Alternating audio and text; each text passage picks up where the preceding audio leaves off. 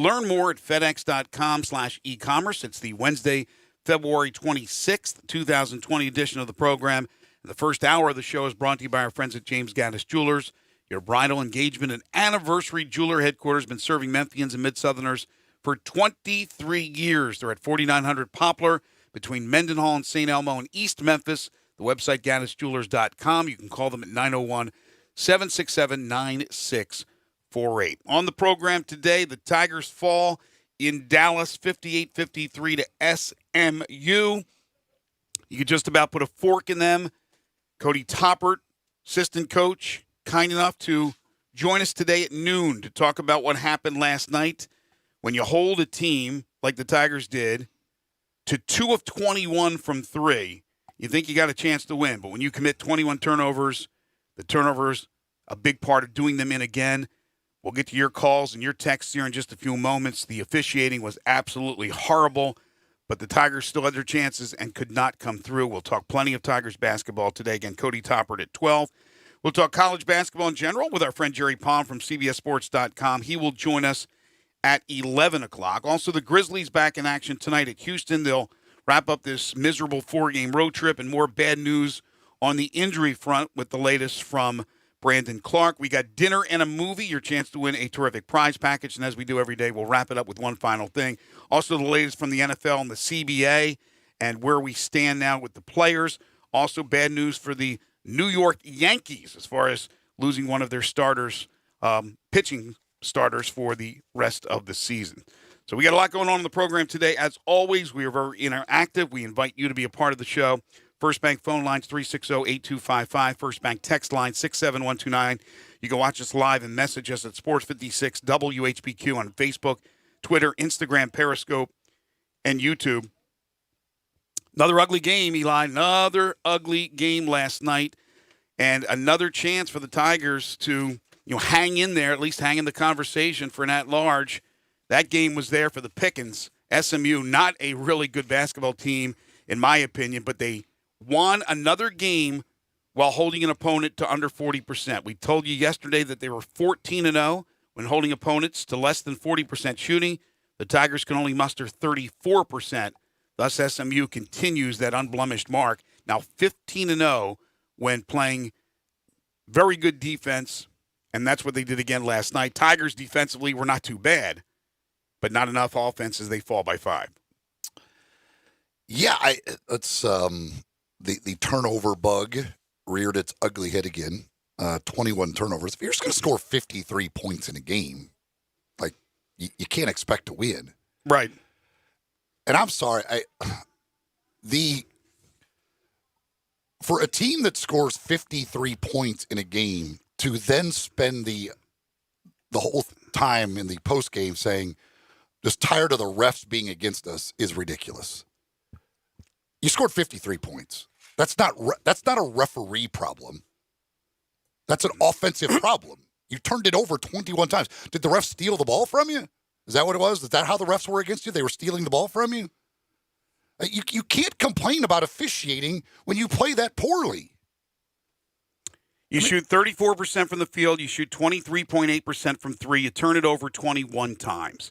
There were some bad calls. There's no question. We will discuss that. But no, that's an excuse. We have become, for some reason, in our sports community here, a land of making excuses for everything.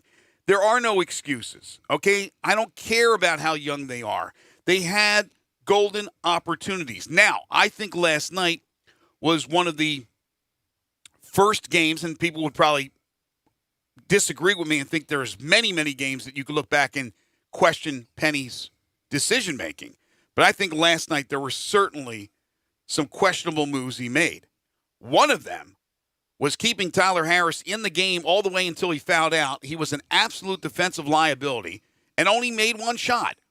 We both agree that when Tyler Harris is making shots, he needs to be on the floor because there's not too many people on that team that can make shots. But when Tyler's not making shots, he doesn't need to be in there. What did SMU do? They switched, and there were so many times that you saw Tyler guarding somebody that was absolutely huge. Now, at 5 foot whatever he is, everybody's huge to him. But there were mismatches they took advantage of, and Tyler did his best, but he's overmatched and he fouled, and he ended up fouling out of the game. But he's in there down the stretch because they're just hoping, wishing that this guy can make a shot, but he was 1 for 7 from the field. Then I don't know how many times throughout the game until late we saw Quinones bringing up the ball. I don't even understand that. We saw Lomax, and Alex was just not – he was doing so many things that were uncharacteristic. He's usually fundamentally sound. He's throwing poor passes, passes at the knees. He's not doing his job. So it goes back to why doesn't he have the basketball? Because when Boogie doesn't have the basketball, he stands there on the wing, and he doesn't do anything. In fact, he was gun-shy yesterday of taking shots. Then you have the whole deal with Precious. To play him or not to play him with 2 fouls. Penny put him on the bench, rightly so, but then he brought him back in, which was very different than what he normally does. I agreed with that move. Late in the game, he ends up picking up a flagrant, which was also a personal, and another foul, both questionable, especially the flagrant. And so he has 4 fouls, but then he sits on the bench until under 4 to play. I don't understand that. You were in desperate mode yesterday. You had to win the game. You pull out all stops. And I think there were things that you can question about the rotation, who was in the game. But the bottom line is what you said. Offensively, they're a mess. They scored 53 points and had a great chance to still win the game and weren't able to do it. In the post game on the radio broadcast with Wolo, Penny, in his blaming the refs in a lot of ways, said, "I'm tired of them taking our best player off the court." Well, okay, last night Precious got the 2 early fouls and he only played 19 minutes in the game. But the previous 4 games, Precious has played at least 33 minutes. In your last 2 losses against UConn and Cincinnati, he played 42 and 37. What are you talking about, the officials taking your best player off the court? He's been on the court. Right. They're not doing that. There's been a couple of games this year where he picked up 2 first-half fouls. That happens. That's not like the officials out to get him. And then Lester Quinones spent his entire time talking about how it's just really hard when you go on the road and you got to play against the other team and the officials. Like, they're spending so much time worrying about the officials. They're not. Just look at what you're doing. Look at the fact that you've got Damian Ball doesn't make a field goal. Alex Lomax doesn't make a field goal. Tyler Harris goes 1 for 7. Boogie Ellis goes 2 for 10. Again, unless the officials are blocking those shots or knocking the ball away, causing 21 turnovers, quit worrying about the officials and just play better. You held the other team to 58 points. If you can't win that game, that's not on the officials. That's on you. The fight of this team continues because you don't play defense the way the Tigers play defense if there wasn't a fight, if there wasn't a team that battled every time they went on the court. There have been only a few occasions that I could think of really where you looked at the Tigers and you wondered, did they quit? They have battled for the most part. I am not going to question their fight. But you can only do so much defensively if you can't produce offensively. I know Penny said he wants to lead the league or lead the country in scoring and be the best defensive team out there. Defensively, they have been really, really good, and those coaches should be proud of how hard those players play. Offensively, I'm just dumbfounded how pathetic they have been. Precious Achiuwa was absolutely limited. 19 minutes and still had 17 and 7. He's the best player on the floor. He's normally the best player in the game every game they play. But they got no support from anybody else. Quinones, lucky for the Tigers that he got hot in the second half. All his production was in the second half. He had 4 of 8 threes, ended up with 16. Because if he didn't get hot, then it's not as close as that 5-point deficit at the end of the game would indicate. The foul trouble, certainly an issue, but the turnovers, a bigger issue with 21. They out-rebounded SMU, 39-35. But off those turnovers, SMU scored 20 points. They outscored the Tigers in fast break points, 13-3. Remember when the Tigers were going to be that fast team up and down the court? Well, in the last 5 or 6 minutes when it was, Tigers kept coming back and it was a 6-point game, they really took the air out of the ball. And I didn't understand why they were doing that. They slowed it down, went into their half court, and then their half court, I don't know how many times it came down to the final seconds of a shot clock, and they forced it, or they had that horrible turnover when they had the shot clock violation. Nobody recognized that the clock was ticking down. As far as the refs are concerned, they were pathetic last night. They were absolutely pathetic. Did that cost the Tigers the game? No, it did not. It did not. It would have been interesting, though, if the Tigers got a couple of those breaks, but I am not going to sit here and say the refs cost them the game. 21 turnovers and poor shooting cost them the game. Now, the flagrant foul on Precious, I don't know what was going on. The announcers, Carter Blackburn and Pete Gillen, had no idea what was going on. They were over at that scorer's table, through a commercial break. It came back. They were still there. They were talking about being something on Alex Lomax, and we watched the video replay 3 times, and no way it was Alex Lomax. Then they said it was Precious. Precious got locked up with an SMU player battling for a rebound. I don't get that one. I think that was absolutely a horrible, horrible call. Then you had the goaltending, which was not a goaltend. I mean, I have 58-year-old eyes watching it on television, and I knew he got that before it hit the backboard. So those guys missed that. Then they go back to the replay. Well, they weren't necessarily calling it that he had hit the backboard. It was pretty close to coming on the way down. It was a close call. I think they made the right call. And their point was that what they have been instructed to do in those situations, if it is close, call the goaltend, because that can be reviewed. If you don't call it, you cannot review it. Okay, fair enough. But with the rule, with the alternating arrow, that's ridiculous. I think you whistle. I mean, they blow the whistle, but the Tigers had the rebound. They had the ball in their hands. I wish they could look at that and go, well, they can. I mean, that the rule states that it is up to the officials to determine if there was possession at the time of the call. Well, there was possession. Then you can give the team the ball. If there is not clear possession at the time of the whistle, then it goes to alternating possession. Wasn't it clear? I guess they were saying because the SMU guy kind of had his arm in there close to the ball with Precious. I don't know. I mean, that one, certainly you can make the argument that Precious had gained possession of it because he got it immediately off the carom, off the backboard. There was an SMU guy there with his hand, kind of on the ball. So, but you absolutely can make the argument there, and probably should make. They probably should have given that ball to Memphis on the idea that there was clear possession when the call was made. Right, but even so, I believe it was a 6-point game at that point. Yeah, it was a 6-point game. Okay. There were bad calls. There is no question. I think those officials overall had a bad, bad night. And I want to open up the phone lines to you. We're going to break here in about 4 or 5 minutes, but we're going to come back and have wide open 30 minutes to talk to you about the Tigers at 360-8255. You can text in on the First Bank text line at 67129. Again, you can watch us live and message us at Sports 56 WHBQ on Facebook, Twitter, Instagram, Periscope, and YouTube. You can hit us up personally on Twitter at Eli560, at Greg_Gaston. Have you guys given up? Are you frustrated? Is it par for the course with what has happened with this team this year, that you didn't expect them to win? I thought they would win in Dallas.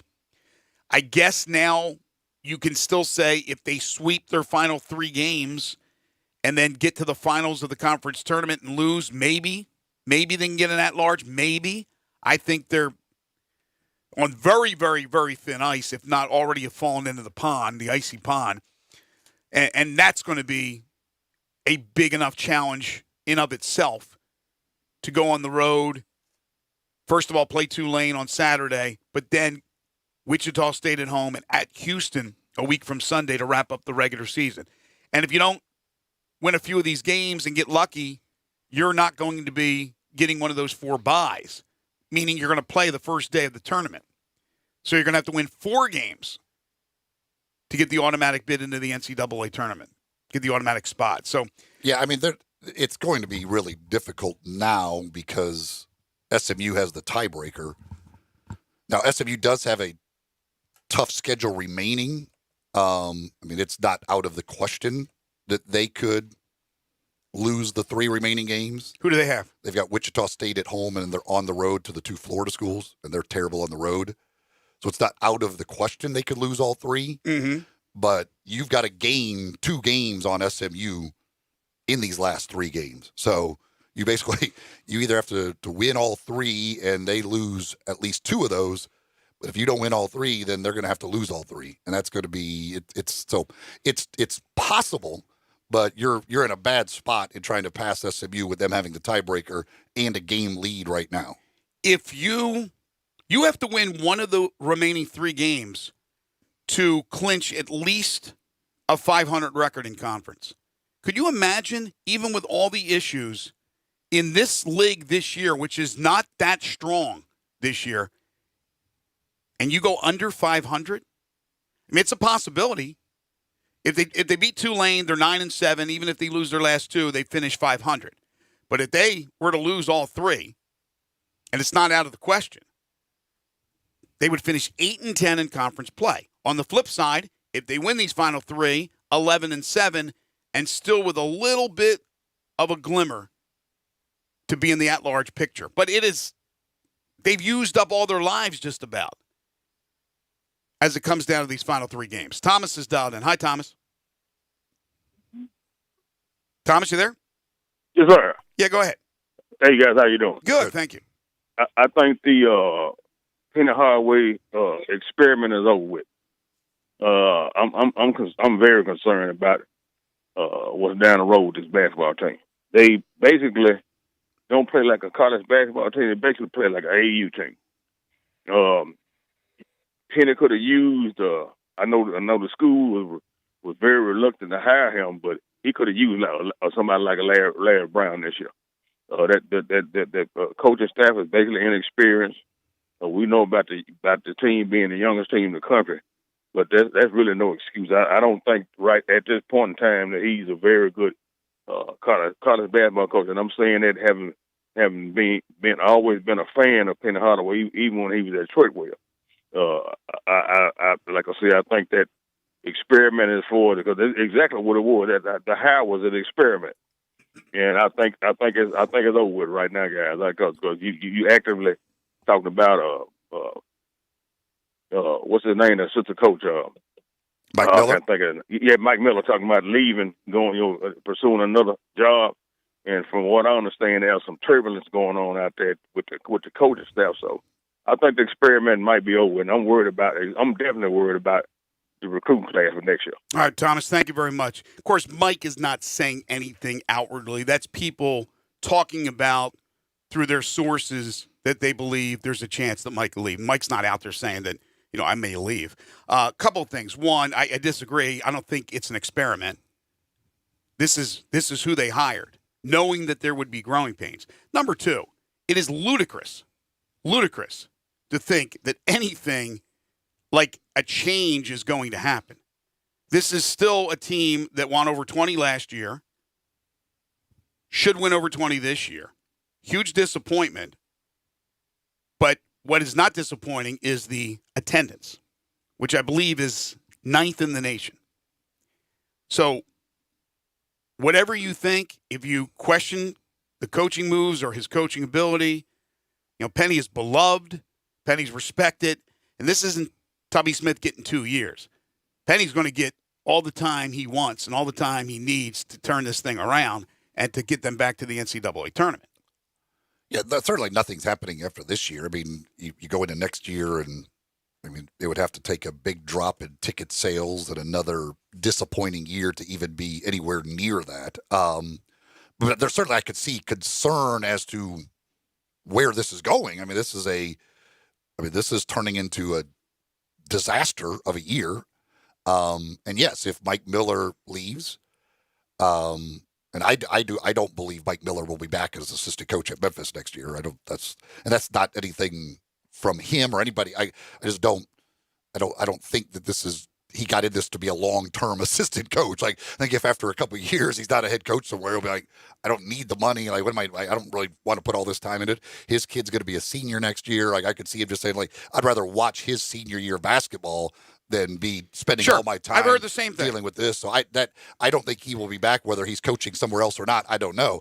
But if he leaves, you do have questions because these top recruits that they're with, he is the main guy recruiting them. That doesn't mean they absolutely can't get them, but yeah, I mean, they don't have anybody signed right now for next year, so you do have to have some concern. Like, we see what this team is right now, and they're going to lose the best guy off of this team, right? So, who is going to come in to make them better? Right now, there's nobody, so there's got to be concern about the future. Yeah, that's the difference between the Tigers and the Grizzlies.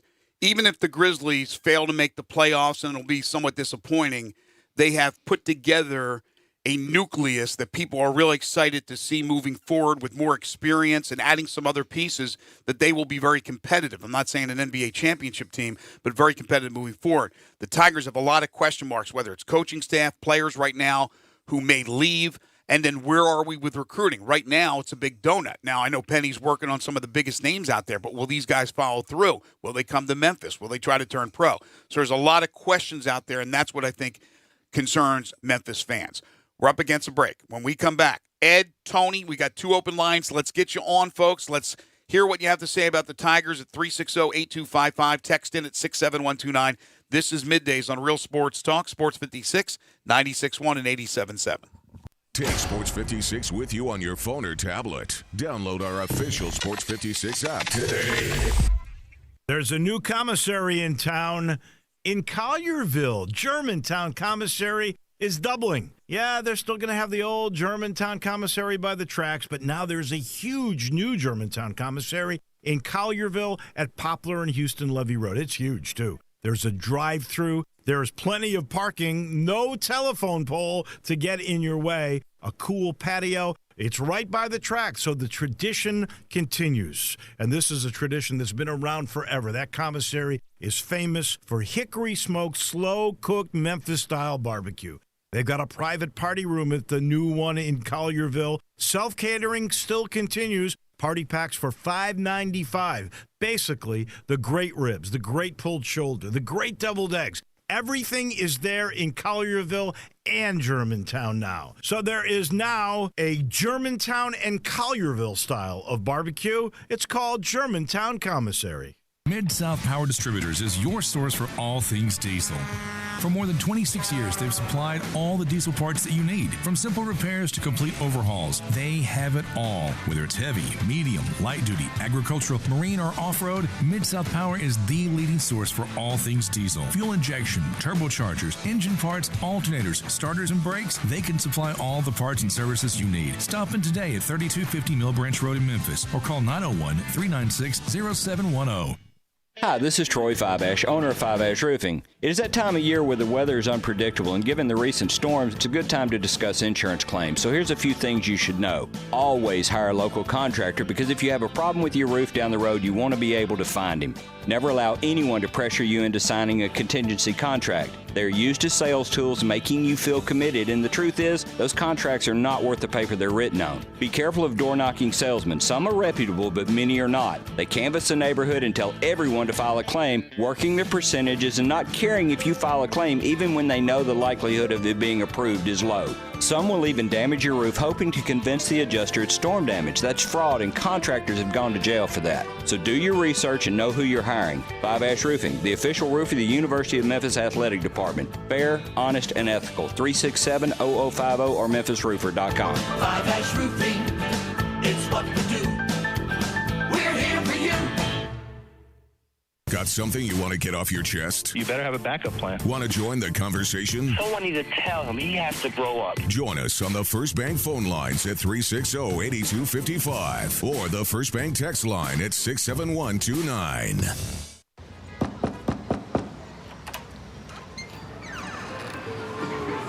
I wish we could stay here forever. We deliver olives, Greek sandals, and everything you need to relive that perfect trip to the Mediterranean. But what you really get when FedEx knocks on your door is so much more. FedEx Delivery. Memories. What we deliver by delivering. Now, back to Sports 56 Middays presented by FedEx. This hour of Sports 56 Middays is also brought to you by James Gaddis Jewelers at 4900 Poplar. Here once again are Greg Gaston and Eli Savoie. and Eli Savoie. James Gaddis Jewelers is indeed the sponsor of hour number 1 of Sports 56 Middays. I'll be heading over there tomorrow. Got to get a battery for my watch and got to fix my ring to fit my operated on finger now. My wife saw me and said, "Where's your ring?" I said, "Sweetie, calm down, settle down. I can't fit it on this finger." Said, "You better get that damn thing fixed." So I'm going to go over to James Gaddis Jewelers, get the thing made bigger, and make sure it fits my finger. But you can take care of any problems you have, any issues you have with your jewelry, because they have 2 bench jewelers ready to serve you each and every day. But also the selection of jewelry, diamonds, watches, and rings, and antique jewelry, vintage jewelry. It's your bridal, engagement, and anniversary jeweler headquarters as well. It's James Gaddis Jewelers, 4900 Poplar Avenue. The website is gaddisjewelers.com. All right, as promised, back to the phone lines. Ed is next. Hi, Ed. Ed, you there? Ed, right, turn your radio down. We'll put Ed on hold. Let's go to Tony. Hey, Tony. Hey, guys, how you doing? Doing well, Hey, Tony. thank you. Yeah, I got to say, first of all, if I was Penny, I wouldn't be worried about a Dollar Tree Morgan Freeman voice joker talking about I can't coach and I need to lose my job. As long as they had gave Josh a chance and what this man has accomplished in just a few years, this still the youngest team in America. You lost 2 of your best players, and fans want to jump off the ship. Now, while he deserves some criticism, I don't know getting rid of him and saying he can't coach, because if I'm not mistaken, they're one of the top defensive teams in the country. Yeah. Look. Let's just nip that at the bud. Getting rid of Brent, that's just crazy talk. But there are fans out here that think that's stupid. And I've always said a coach can't put it in the hole, but he can teach defense. The issue is that you probably got some players on the team that just don't have very high basketball IQs right now. Can it be corrected? We hope so, but it look like this year is not going to happen. It's still a young team. You lost the best player, probably arguably best player in the country, after, 2 games because of a negligence from the NC2A, and you guys know how I feel about that. But then you lose DJ Jeffries, and it showed right out the bat when this kid wasn't on the floor. That's when they lost their second game against Georgia. And then he was sick against the game against Wichita State. Although Precious is good, one player can't do it all. You got to have some offensive relief from somebody else. Mm-hmm. And so I do know this. They can scrap and be in any game they want to. But they are still young, and they have some offensive woes at times. I don't know if that's on the coach. Yeah, sometimes the offense look a little helter-skelter, but I'm pretty sure it was more so geared around James Wiseman than it was Precious. Penny's probably should have made some more adjustments than he did. But last night, they were right there in that game. And I got to say, I don't normally hop on referees, but by them making a dumb call last night on calling a goaltend, which I ain't got a problem with, the possession should have went to Memphis. That was a 4-point swing. Down the stretch of that game, that 4 points could have made a big difference if SMU had hit this point at that point, or how Memphis might have reacted to it. They still need to clean up the turnover problem. There's no doubt. Those are things that still, I would say this, when the tournament comes, I'd be scared to play them because, like I said, they play hard-nosed defense. They're going to scrap you. Problem is, you just got to worry about where they're going to get a bucket from at times. So I don't know if I can blame it all on Penny. He definitely deserves a lot of the blame. But also, if you remember, he asked for an older coach to be on his staff, and people criticized his choice. It was Larry Brown, one of the best coaches in the world. But people had a problem with that because, Memphis got to have that squeaky clean image. So, you got to pick your poison sometimes. Thank you, Tony. Very good call. A lot of good points. I agree with a lot. I disagree with some. The Larry Brown deal, I don't know how much of the public did not want to have him on the staff. Some did, as Tony said, because of the NCAA and breathing down your neck, and here's Larry Brown. But Larry Brown, boy, he is a brilliant, brilliant coaching mind, and I can understand why Penny wanted to have him. Tom Bowen did not, and it ended up being that Tom won that battle. As far as next season, we'll see. We'll see if Mike leaves, if there's any changes with the staff, because if somebody does leave, I think an experienced college coach with a really good resume would help Penny out. I agree with Tony. I do think the referees on the goaltending situation should have given the ball to Memphis and said that they had possession time of the call. to just call that a 4-point swing is a bit of a leap. You still had a chance to stop SMU, and you fouled them late in that possession. And you're acting like Memphis was guaranteed to go score at the other end. I'll remind you, they scored 53 points last night. So the idea that they were just going to go score at the other end if they got possession of the ball is a bit of a leap. Here's the other thing.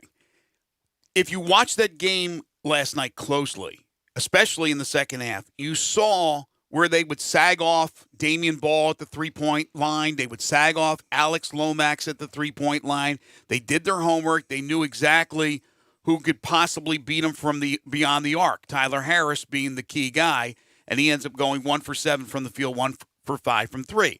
But when you don't have credible three-point shooters out there that can at least keep the defense honest, then they're going to sag back. They're going to make sure they double up Precious, make it as hard as they can on Achua. And Achua is going to get frustrated, and he's going to have some of those frustration fouls. And yes, there were a couple of bad calls against him in the second half, but he did pick up the 2 early. And then Penny's decision to hold him out and then bring him back, which I agreed with, because they had to win that game last night, in my opinion. So what are you going to do? Just let him rot on the bench with 2 fouls? He played him for some of the minutes in the first half after the 2 fouls. Then in the second half, when he got the flagrant call, which ended up being also a personal, and then another foul, he was on the bench, and you could see him. He was standing back there, and he was frustrated. He wanted to get back into the game. And I thought to myself, look, man, get him in there. If he fouls out, he fouls out. But you have to have your best guys out there, and he is the best guy by far because you really need to win the game. But not having those threats around the perimeter. Look, the Grizzlies are feeling that right now with the way they're shooting the ball from 3. With Jaren Jackson Jr. out and Brooks struggling the way he is, teams, again, are sagging in the paint. They're making sure it's hard on John Morant to drive to the hole. And what they're doing here with the Memphis Tigers is they're making it hard on Precious Achua. They're trying to go as physical as they can against a real physical player. He still ends up with 17 and 7, a blocked shot, an assist, and this is in 19 minutes. Some text here on the First Bank text line at 67129. Raider Corey texts in, is not sure many teams can win when your guards are dribbling frantically trying to create separation, shooting 7 of 36 from the field, committing 14 of the 21 turnovers. Ball, Boogie, Lomax, and Harris gave a whopping 10 points collectively. The offense is just painful to watch. Question, is it time to question some of our guys' basketball IQ? And who on the team right now that's healthy can create their own shot without turning the ball over? Well, it's not just creating their own shot, but who do you want taking a shot on this team among your guards? That's part of the problem. But there's nobody on the team that can create their own shot and consistently not turn it over. They all turn the ball over. I mean, it looked like they were on skates most of the time last night, really struggling dribbling the basketball. But they're really not getting a lot from the bigs in hard screens, and they can cut off the screens. There were a couple of times I saw pick and roll possibilities yesterday, and the guards never recognized the bigs rolling to the bucket, whether it was Dandridge or whether it was Achua. And there's a lot of issues with this backcourt. And while, yes, I don't think you could question a little bit of the basketball IQ. Some of the decision making at times certainly is bad, but they are now, this team is 203rd in the country in offensive efficiency. That's not just bad basketball IQ. There's more to it than that when you aren't even in the top 200 in the country offensively. And it's not like you're playing top 10 teams every night. You're playing a bunch of non-NCAA tournament teams for the most part, and you can't score against them. Lomax played nearly 20 minutes, was a minus 15, had no points, 5 turnovers. And again, I question, he goes to Lomax because he's comfortable with Lomax. Tyler Harris, down the stretch until he found out, he was in there. He was getting eaten up defensively. And this is a really good defensive team that limited SMU to 58. But all their points down the stretch seem to come against Tyler. Tyler is in there for his offense, but when you're 1 for 7, 1 for 5 from 3, you're a liability defensively. I didn't understand. But then again, the options are now really, really thin. They're really thin. This is not a deep team. How about the fact that Isaiah Maurice was not expected to play at all? and they said, can you go in there and give us some minutes? And the much maligned Isaiah Maurice gave him 12 minutes, 4 points, 3 rebounds, no turnovers, 2 or 3 from the field. But defensively, he gets bullied around. He's not a great rebounder. He had 3, and he gets out-physicaled by the bigs. But he actually gave him some decent minutes. All right, let's go to the first minus phone 12. lines. But I mean, I don't. Right, because he gets bullied around defensively. But I'm just saying, offensively, he got him 4 points. He ended up with 3 rebounds. He had no turnovers. Some other texts here. The Tiger defense has always been stellar, but we have a few dependable players. There just aren't enough. The stats don't lie. Yeah, I mean, offensively, there's very little consistency outside of Precious Achiuwa. Who's dependable consistently on this team other than Precious? Nobody. There's nobody that you can pretty much feel every night comfortable that, okay, we kind of know what we're getting out of that person, and it's going to be pretty good. Even though DJ Jeffries was, after Wiseman left, the second best player on the team, I mean, there were games when he disappeared. Oh, yeah. But he was, I would guess, the most consistent of the rest of the guys other than Achiuwa. Somebody else says refs were bad. Precious Achiuwa blocked that shot, got the rebound. They called it a goaltend and gave the SMU the ball back. Yeah, again, I mean, I think they probably should have given it to Memphis, but they were still going to be down 6 with like a minute and a half to go. Like, let's not act like that was going to give them the win in this game. They say Memphis has no leader as a ball handler. Yeah, I mean, that's again, the guards are a big time issue. I mean, it's just trying to figure out who's going to be the guy in the backcourt because last night they were all bad. Well, here's the thing. And again, this is one where you can chalk up a lot of times to youth. Now, I don't buy it with Lomax. He is almost done his second year of college basketball, so he's almost at the midpoint of his career.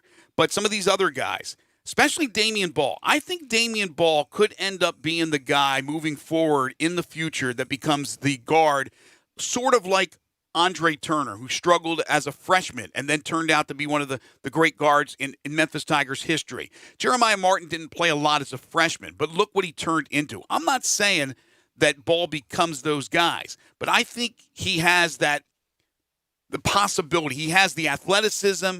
He's got to get better shooting the ball. He's not a good shooter, but yesterday he had 6 assists and 1 turnover. You'll take that ratio anytime.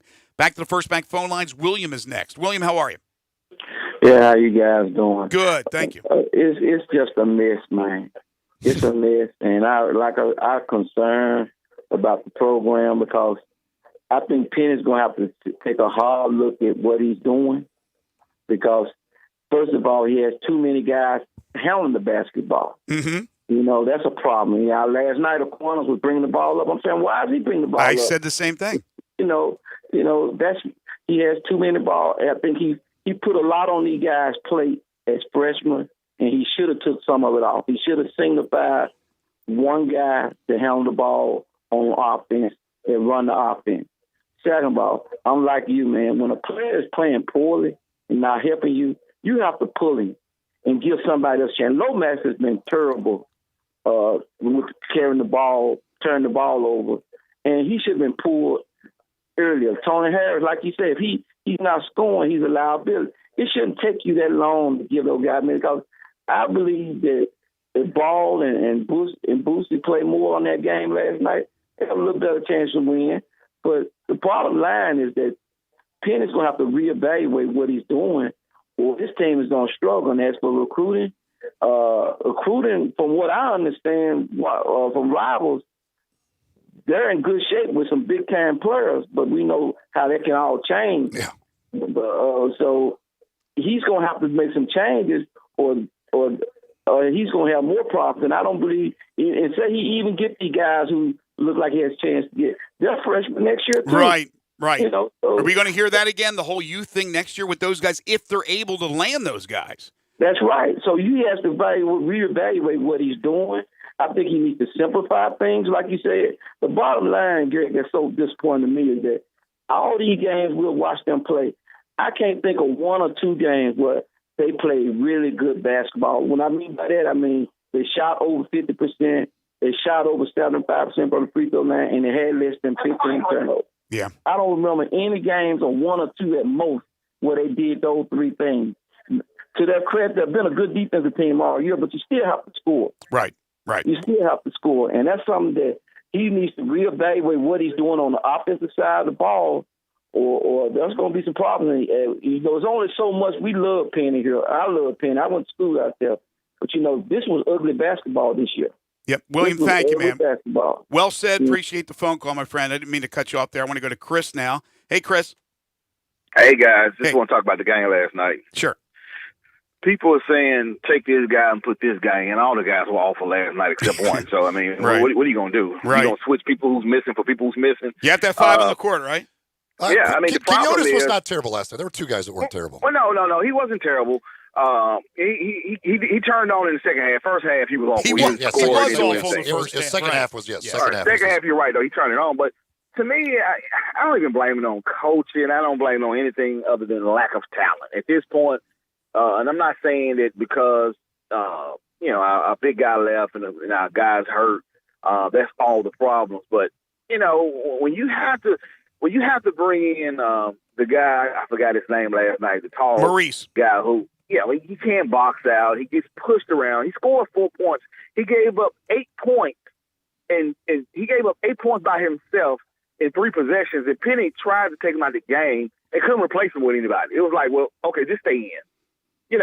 So at some point, I don't know what to say about it. It's just disappointing, but as long as I see that they're playing hard, I'm willing to give Penny another year before I start to turn up my own personal pressure. Mm-hmm. But, hey, besides that, playing hard, that's all you can ask for. Thank you, Thanks, Chris. guys. Appreciate it. Let me go to Bill. Hey, Bill. Hey, Bill. Oh, put Bill on hold here. Oh, wait. I think he just jumped on. Bill, you there? Wow. Hey, Bill. How are you? Can you hear me? Yep. Can you hear me? Gotcha. Okay. I mean, I always think back to the movie Hoosiers. I'm sure Greg, you remember that, and Eli as well. Sure. I mean, it's like everybody has these, they've all played basketball. So nice. I mean, they're all experts and everything. I finally sat down and watched the majority of the game last night. And no doubt, Precious was dominant. He was dominant. He brought the ball up a couple times because he did not want to give the ball up, and no one stopped it. So just hit the basket. It's a smash. Bill, we're losing you. Get into a better area. Yeah, Bill, call back if you can. We got some problems there with our reception. Going back to he said it's just a lack of talent. Again, Precious Achua, a 5-star recruit. Boogie Ellis, Lester Quinones, Malcolm Dandridge, Damian Ball, all were 4-star recruits, according to 247. So those guys are all playing. That's not counting anybody who left or anybody who's injured. That is a 5-star and 4 4-star guys who are currently playing on this team. Now, playing devil's advocate, these services miss sometimes, but do they miss on 4 guys, 5 guys? They miss on your entire roster. Right. They your may miss entire one. roster, they just completely misjudged. No, that's not possible. Greg, hang on through the break. We'll come to you right when we come back. This is Middays on Real Sports Talk, Sports 56, 96.1 and 87.7. Ladies and gentlemen, grab a seat every afternoon for Sports 56 Happy Hour with Johnny Radio. Right here on Sports 56, 96.1 FM and 87.7 FM. There's a new commissary in town.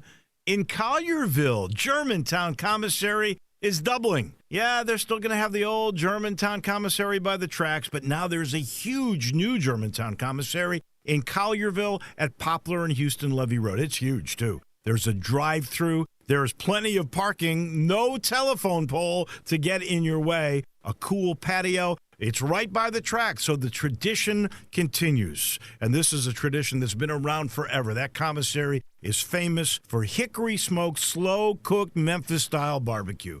They've got a private party room at the new one in Collierville. Self-catering still continues. Party packs for $5.95. Basically, the great ribs, the great pulled shoulder, the great deviled eggs. Everything is there in Collierville and Germantown now. So there is now a Germantown and Collierville style of barbecue. It's called Germantown Commissary. Your Memphis Tigers football program completed the greatest season in program history with 12 wins, a conference championship, and a berth in the Goodyear Cotton Bowl. Season tickets for the 2020 season are on sale now and start at just $100 when you buy 4 in the family fun zone or $150 for end zone seating. Get your season tickets by May 15th and receive a free gift, concessions deals, exclusive access to regular season and postseason tickets, and more. Get your season tickets today at GoTigersGo.com or call 901-678-2331. Memphis Tigers football. This is what Flo from Progressive sounds like in one of our many hilarious commercials. And basic motorcycle policies start at just $75 a year. I know, right? Do you think I say I know right too often? I do. I know, right? I have to stop, don't I? I know. And this is what that same commercial sounds like on your motorcycle. Yeah, even our commercials are better on a bike. Progressive keeps you on yours. Get a quote in as little as 3 minutes at Progressive.com. Progressive Casualty Insurance Company and affiliates. Annual premium for basic liability policy not available in all states. Is your wife asking you to stop eating junk food? Well, we have you covered at Humdinger's. It's quick and it's healthy, and most important, it tastes amazing. With many choices from salmon salad to rainbow trout and grilled asparagus. Come visit us for lunch at Humdinger's, 6300 Poplar Avenue. So good, Coach Penny eats with us weekly. Don't forget, Humdinger's offers full-service catering for weddings, social events, or your corporate lunches. You can call 901-260-8292 to find out more. Now, back to Sports 56 Middays presented by FedEx. This hour of Sports 56 Middays is also brought to you by James Gaddis Jewelers at 4900 Poplar. Here once again are Greg Gaston and Eli Savoie.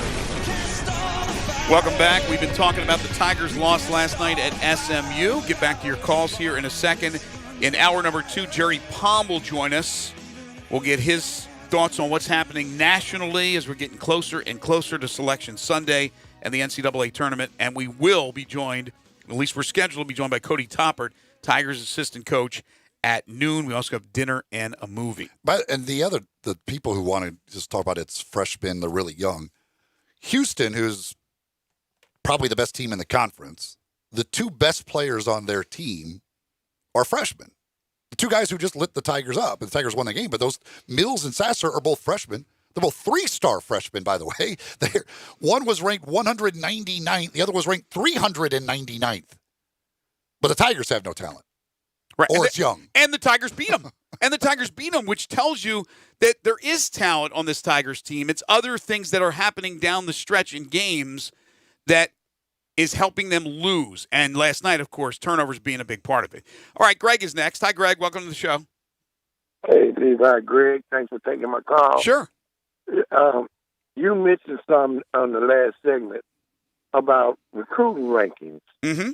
And I always wondered about recruiting rankings, 4 stars, 5 stars. And when you look at the Tigers play, you wonder, you said, if this kid's a 5-star, 4-star, why is he playing this way for so long? And then, I called last week, and I got ridiculed because I made this statement that Penny was running this program like an AAU program. And maybe these guys need to run a more traditional style offense. And I got ridiculed. Then I said, well, maybe I'm wrong, but I can't put the 2 together. The recruiting rankings that these guys came out of high school with the high numbers and the play. So I don't understand. It's something that's not being done. Can you feel me? Yeah, I definitely understand where you're coming from. Penny has a system that he wants to play. I mean, I don't see him changing up the way he'll tweak things, but I don't think overall he's going to change the way he wants to play. And when he goes out and recruits these guys, it's all about, we're going to run a system that will get you to the NBA because it's going to be likened to what they do in the NBA. But you know what I mean? That's Penny. That's what it is. That's what he is telling these recruits. Look, I got one more point to make. Sure. George Jr. and Laurel Bush was in the stands, man. This is the local college hometown You know it's going to be a little home cooking. Thank you, Greg. I Yeah, have a appreciate good it. one. You too. There's presidential power in the stands. You're automatic. Can we get a president? We have any presidents we can get to come to games? You know what's funny? I thought the same thing. I didn't seriously think that, but it was like, oh, come on. SMU's not going to lose this game in front of George and Laura Bush. Mike is next. Hey, Mike. Oh, yeah, I'm the athletic director at Duke, and we're tired of Mike Krzyzewski and all these excuses. These guys losing to Stephen F. Austin and these jerks down at Wake Forest and all these excuses that they're young. Can you give me some numbers off of these coaching experts that are calling in? I'm going to hire one of them. See you later. Thank you, Mike. Appreciate it. By the way, Brett Norsworthy points out, too, Tyler Harris, Rivals, when he came out, was a 4-star guy. So that's another 4-star guy that's on the roster. Right. That's playing. And yet, somehow that's not enough talent to beat SMU. I'm going to guess that SMU does not have I'm going to guess nobody on that roster was a 4-star guy. So let me top 100 or probably top 150. I don't know. I'd have to look at their thing, but maybe there's 1 or 2, but certainly there's not like 6. So let me ask you this. Is a roster of Precious Achua, Boogie Ellis, Damian Ball, Lester Quinones, Lance Thomas, Alex Lomax, Malcolm Dandridge, Tyler Harris, Isaiah Maurice, I'm not including DJ Jeffries, not good enough to be 500 in the league in a year where Houston's pretty good, Cincinnati's okay, Wichita State not as good as I thought they'd be, Tulsa's probably the only team that's playing beyond their expectations. Everybody else is mediocre or bad. The Tigers probably will be 500 because I think they'll beat Tulane. But there's a chance they could lose the remaining 3 games and finish 2 games under 500. You're telling me that roster is not at least good enough to be 500 in the conference? That roster should win the conference. I'm playing devil's advocate to all the people out there that just want to say because they're young and because they have an injury that they should be bad. They have been in all these games they were in that game last night despite their 21 turnovers because SMU couldn't find the ocean from the pier, and yet it was all about execution. It wasn't, are we going to say just because Lomax is young and Harris is young and all these guys that they're dribbling it off their legs and they're making passes down to the knees of the bigs or they're missing wide open shots? That's all because of youth. They've been in every one of these. They found a way to beat Houston, but they couldn't figure it out last night. Why do Houston's freshmen not do this? Are they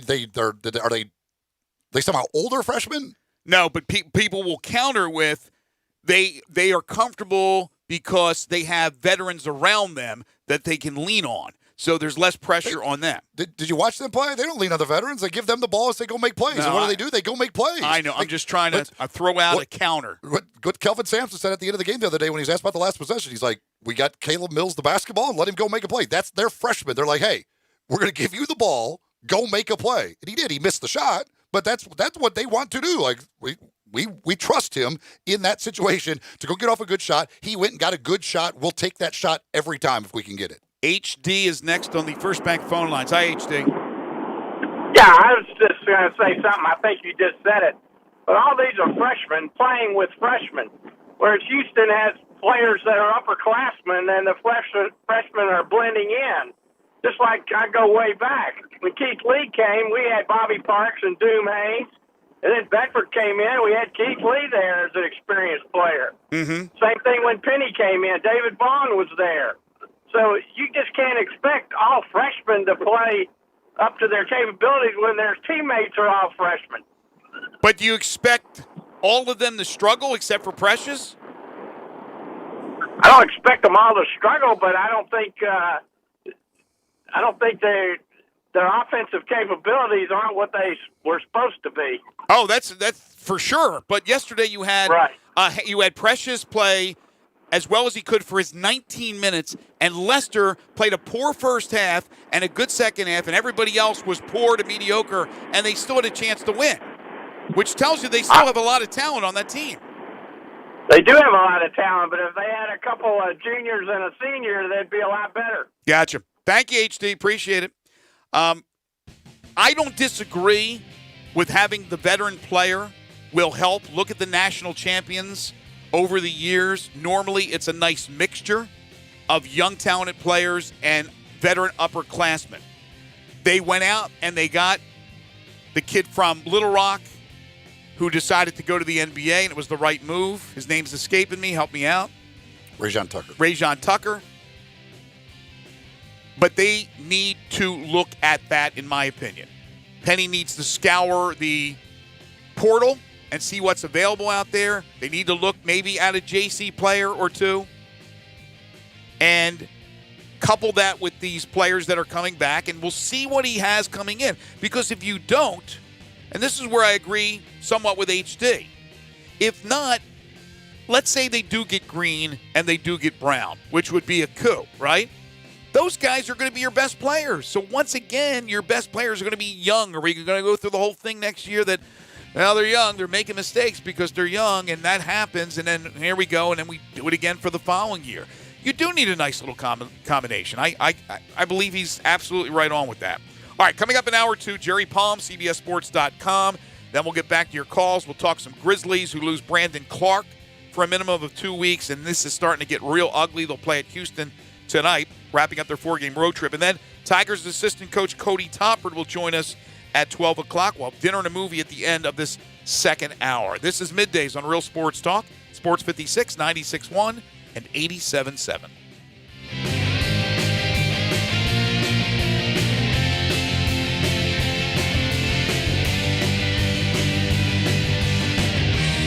One thing I really admire about Central Barbecue is their commitment to quality. Then why do they let you do their commercials? I'm talking about their food. Everything is prepared with devotion to taking the time and effort to create perfect barbecue. Oh, I know. That's exactly why I was wondering why... They're not kidding with that slow-smoked Memphis-style slogan. They smoke their pork for 14 hours. Do they have to? They do if they want to be the best barbecue in Memphis, and they are. And yet they let you just throw together... There's nothing better than Central Barbecue because they care. Except apparently about their radio ads.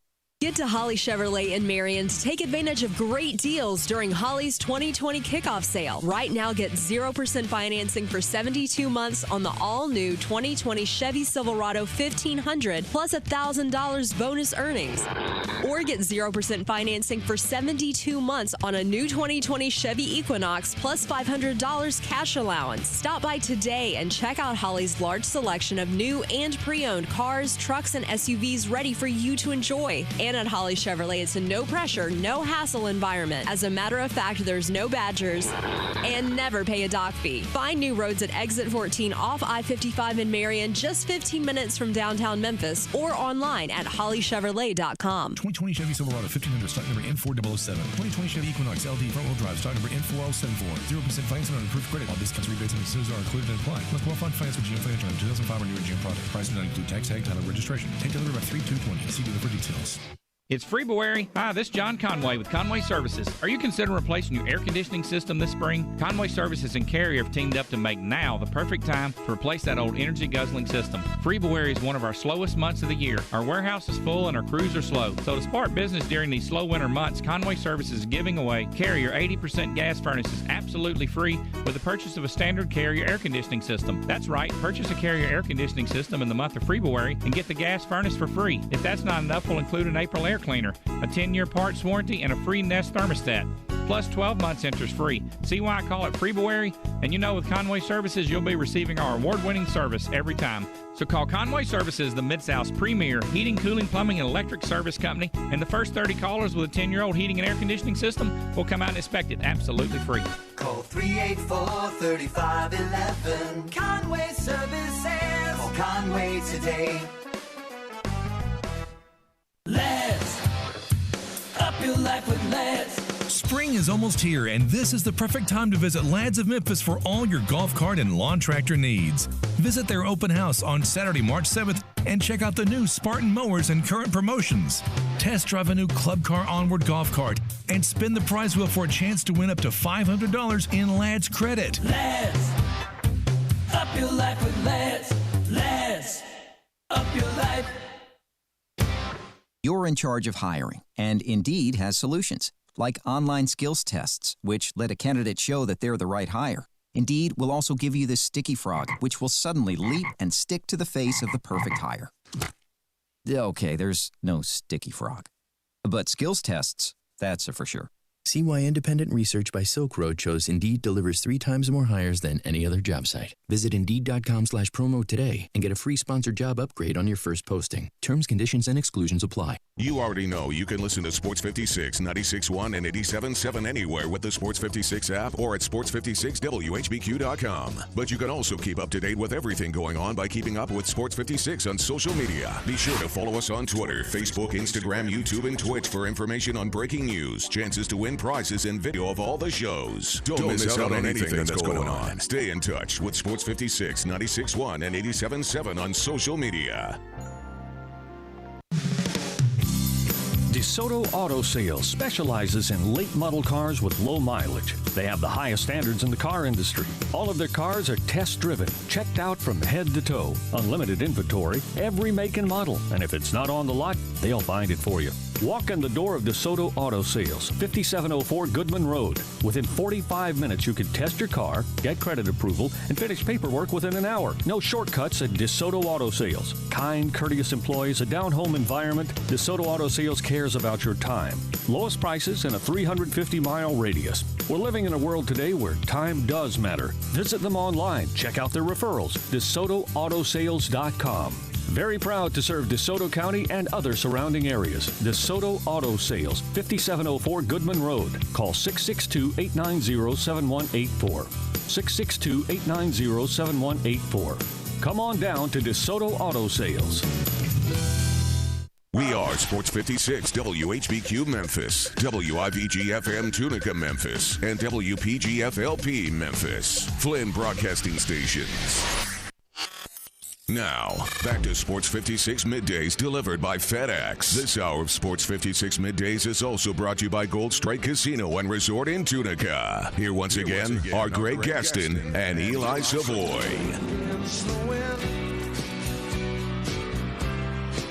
Welcome back, everybody. 11:05 is the time. Hour 2, Sports 56 Middays. Greg Gaston, Eli Savoie, and Gabe Kuhn.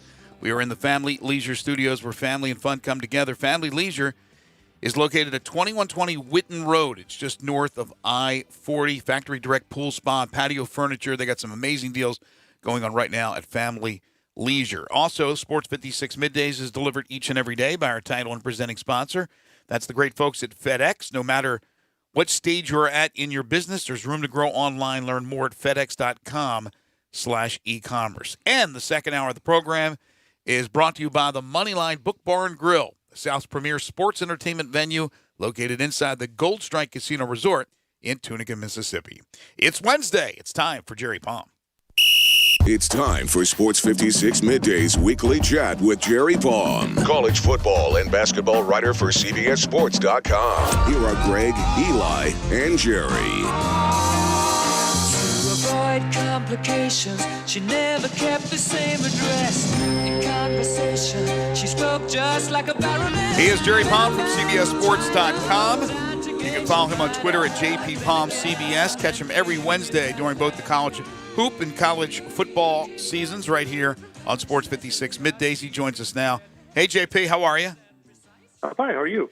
We're doing good. We're doing good, I think. It's getting down to the wire now, right? End of the regular season approaching. We got tournaments starting, I think, next week, if I'm not mistaken. Tuesday, I believe. Wow, so it's upon us. Yeah, so we had the wild weekend, but I don't think it did much as far as knocking any teams out from the one line, and that was 3 of the top 4 losing. Who is the most vulnerable of the ones now if they are to lose a final regular season game or not win their conference tournament? Who is probably the most vulnerable, in your opinion, to drop out of the 1 to a 2? San Diego State, because of the team they lost to, UNLV. That's a home loss. That's quadrant 3 loss. So they would be the most vulnerable. Now, they're being bolstered by, win over Creighton, Iowa, BYU. BYU and Creighton in particular have been playing their way up the bracket. BYU was a bubble team just, 3 weeks ago, like near the bottom of the bracket. Mm-hmm. And now they're in more of a top 25 position. Creighton has also been playing very strongly lately. Iowa's been in and around the top 25 pretty much all year. So those wins are keeping Dayton at bay, in particular at the moment, who does not have a win over anybody better than St. Mary's. Well, and if San Diego State were to lose another game, that's not going to be. It's going to be, I guess, probably a bad opponent because it's the reason. Utah State would not be. I mean, that's a team that's pretty squarely on the bubble. But yeah, anybody else, it would be somebody in the high 90s at best in the net. If Kansas and Baylor make the Big 12 finals, and who's to say what will happen, but probably will end up having that third matchup of the season. Does the loser, because they're right now both on the 1 line, does the loser drop to a 2? No. In fact, if that happens, and those two haven't lost to anybody else in the regular season, then that game is for the number 1 overall seed, and the loser's the number 2. There's no question in my mind that that's the case. How about that? Somebody had texted in asking about this yesterday, and you're much more qualified to answer this. Arkansas got Isaiah Joe back. They get the win over Missouri. Not a great win, but at least it's a win. Now they lost. It was better than the last 5 games. Exactly. They lost better than a loss. They lost all the games he was out. If he's back the rest of the way, they play well the rest of the way. How much forgiveness, if any, do they get for if they show like with him we're this, but without him we were that? Okay. Well, before he went out, they were a borderline tournament team, a bubble team for sure. Then they lose 5 in a row. I still have them in my bracket, but that had more to do with what other teams were doing than anything else. They're going to have to play well to have a chance to be selected. They have to earn selection based on whatever. I mean, the resume has to say we need to be selected, regardless of whatever roster issues they've had. The losses count. Losses without injured players count. They're not discounted. They're not ignored. They're not going to assume you would have won otherwise. They count their losses, so you got to make up for it. And Arkansas got, I believe, LSU at home still. Yes, in the regular season, and a bunch of games that can hurt them. So they've already done enough damage in the games that can hurt you category. So they need to win those games and then take their chances with LSU, who's playing themselves down the bracket as well lately, and then get in the conference tournament and make sure you don't lose to anybody but Kentucky or Auburn. Yeah, they've got Tennessee, Georgia, and A&M are the other 3 games that they've got. And it doesn't matter where you play them, you got to win. Who do you think right now is a shoo-in from the SEC? Kentucky, Auburn. That's it? I put LSU on the bubble because they've been playing badly lately, and if they keep sinking down, I've got them on the high side of the bubble. They're not far from off of it. And Florida is playing their way in lately as well. So those 2, I would say, are likely. And then I've got nothing for you. I mean, Arkansas, Mississippi State, that's about it. It's maybes. If Florida and LSU play tonight, which will certainly be a big win for one of them. Now it's at Florida, so certainly a game more important for them. They still got Kentucky at home too. They do. So they've got a couple of real good opportunities still to go.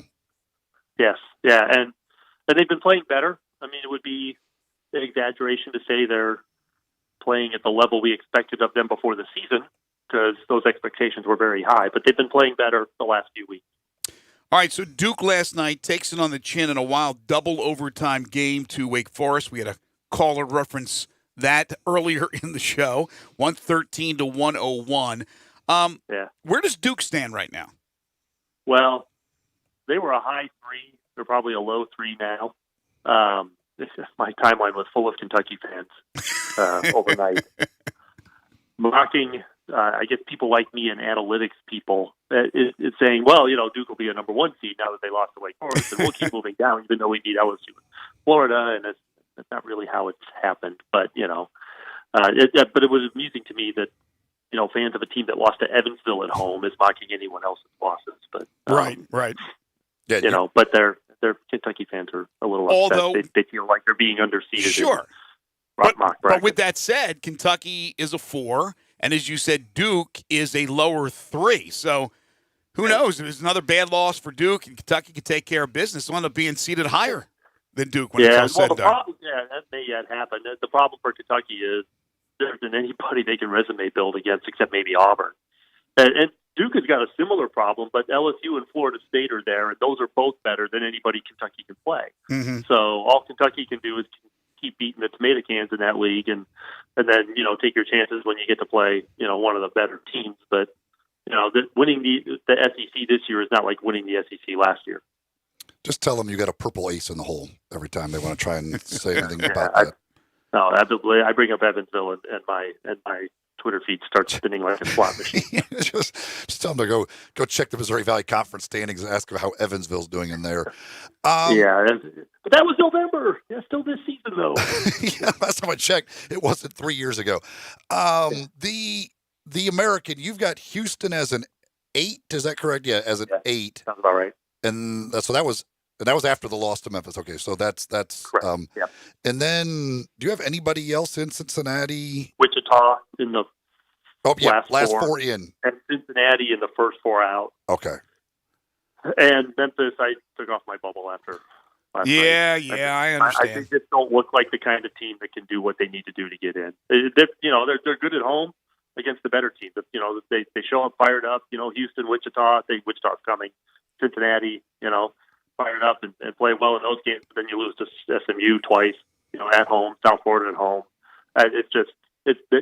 It looks like the resume of a young team and a team that probably doesn't know isn't good enough to do what it takes to get done.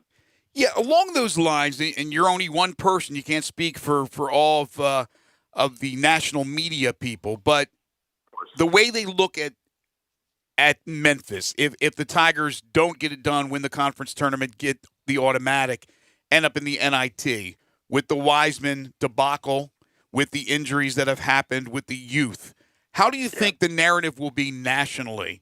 Because I know what it is locally, but nationally about the Tigers. I'm not sure how much of one they'll actually be, because I don't know that Memphis is nationally on the minds of people. Yeah, but with all the attention that was paid to Wiseman and to Penny Hardaway this year, but but once the NCAA tournament starts, that's where the attention goes. Sure, right. So Memphis's absence might get some notice, but once Wiseman left the team. And is it Jeffries that got hurt? Yes. Recently, is he back yet? Nope. And I don't know what his prospects are, but that's a lot. And Memphis is already the youngest team in Division I, if I'm not mistaken. Right. So that's just a lot to ask for these guys to, come back and make the NCAA tournament, but which they still could do. The season's not over yet, but it just doesn't seem realistic at this point. The Florida State, how good do you think Florida State is? Very capable of winning the whole thing. Man, when they get their defense going, they've got so many long, athletic guys, and they run them out there like a line chain. They got so many of them. They're one of the few teams that'll go 9-10 deep. That's their legitimate rotation, and they throw a lot of fresh bodies at you. They're a good offensive team too. Not great, but good. But their defense is fantastic and keeps them in a lot of games. Leonard Hamilton needs to get a lot of props for what he has done. They lost a ton from last year's team. Yeah. A couple of guys, at least to the NBA that I know of. Yeah. Every They're year right he kind of has a type of player he's looking for. It's these athletic guys, and they just every year they seem to be good. Yeah, and they fly under the radar because they're not due for Carolina. And Carolina's not even flying under the radar because they're so bad. That is, it is really amazing. They broke the radar of how bad of a year that has turned out to be. Yeah, and yet they beat NC State twice. They did, including last night? NC State was the only team that couldn't beat Carolina once in 2 tries in the ACC this year. Go figure. All right, so I'm going to give you 3 teams. This is just personal preference. Who do you think will make the deepest run in the tournament? Creighton, Seton Hall, or Dayton? Dayton. Because of Obi Toppin? Yeah. And, not just Toppin. Yes, it's good to have an NBA guy like that. A guy's, I think, considered sort of a borderline lottery pick. Mm-hmm. But it's not just him. They couldn't do it if it was just him. But Jared Crutcher is fantastic. The other guys that play, the role player kind of guys are all solid players. They don't lose a ton when they go to their bench. Obviously when Toppin's not in, it's not quite the same. But no, they play well on both ends of the floor. Anthony Grant's done a great job with that team. Seton Hall a deep run from them would not surprise me. When you've got a guy like Powell, he's certainly capable of carrying a team. I'm less confident in Creighton, but I like Creighton. I don't mean that as a slight to them at all.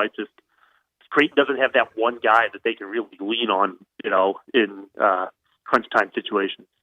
Crutcher, by the way, a Memphian on that team for Dayton. They call him Clutcher because he hits a lot of big shots. Right. I asked this question yesterday, Jared. I'll throw it at you. If I was going to give you right now, and you don't know who the teams are going to be, you have probably a fairly good idea, especially you.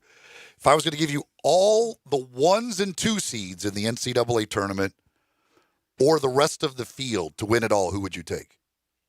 I'll take the 1s and 2s.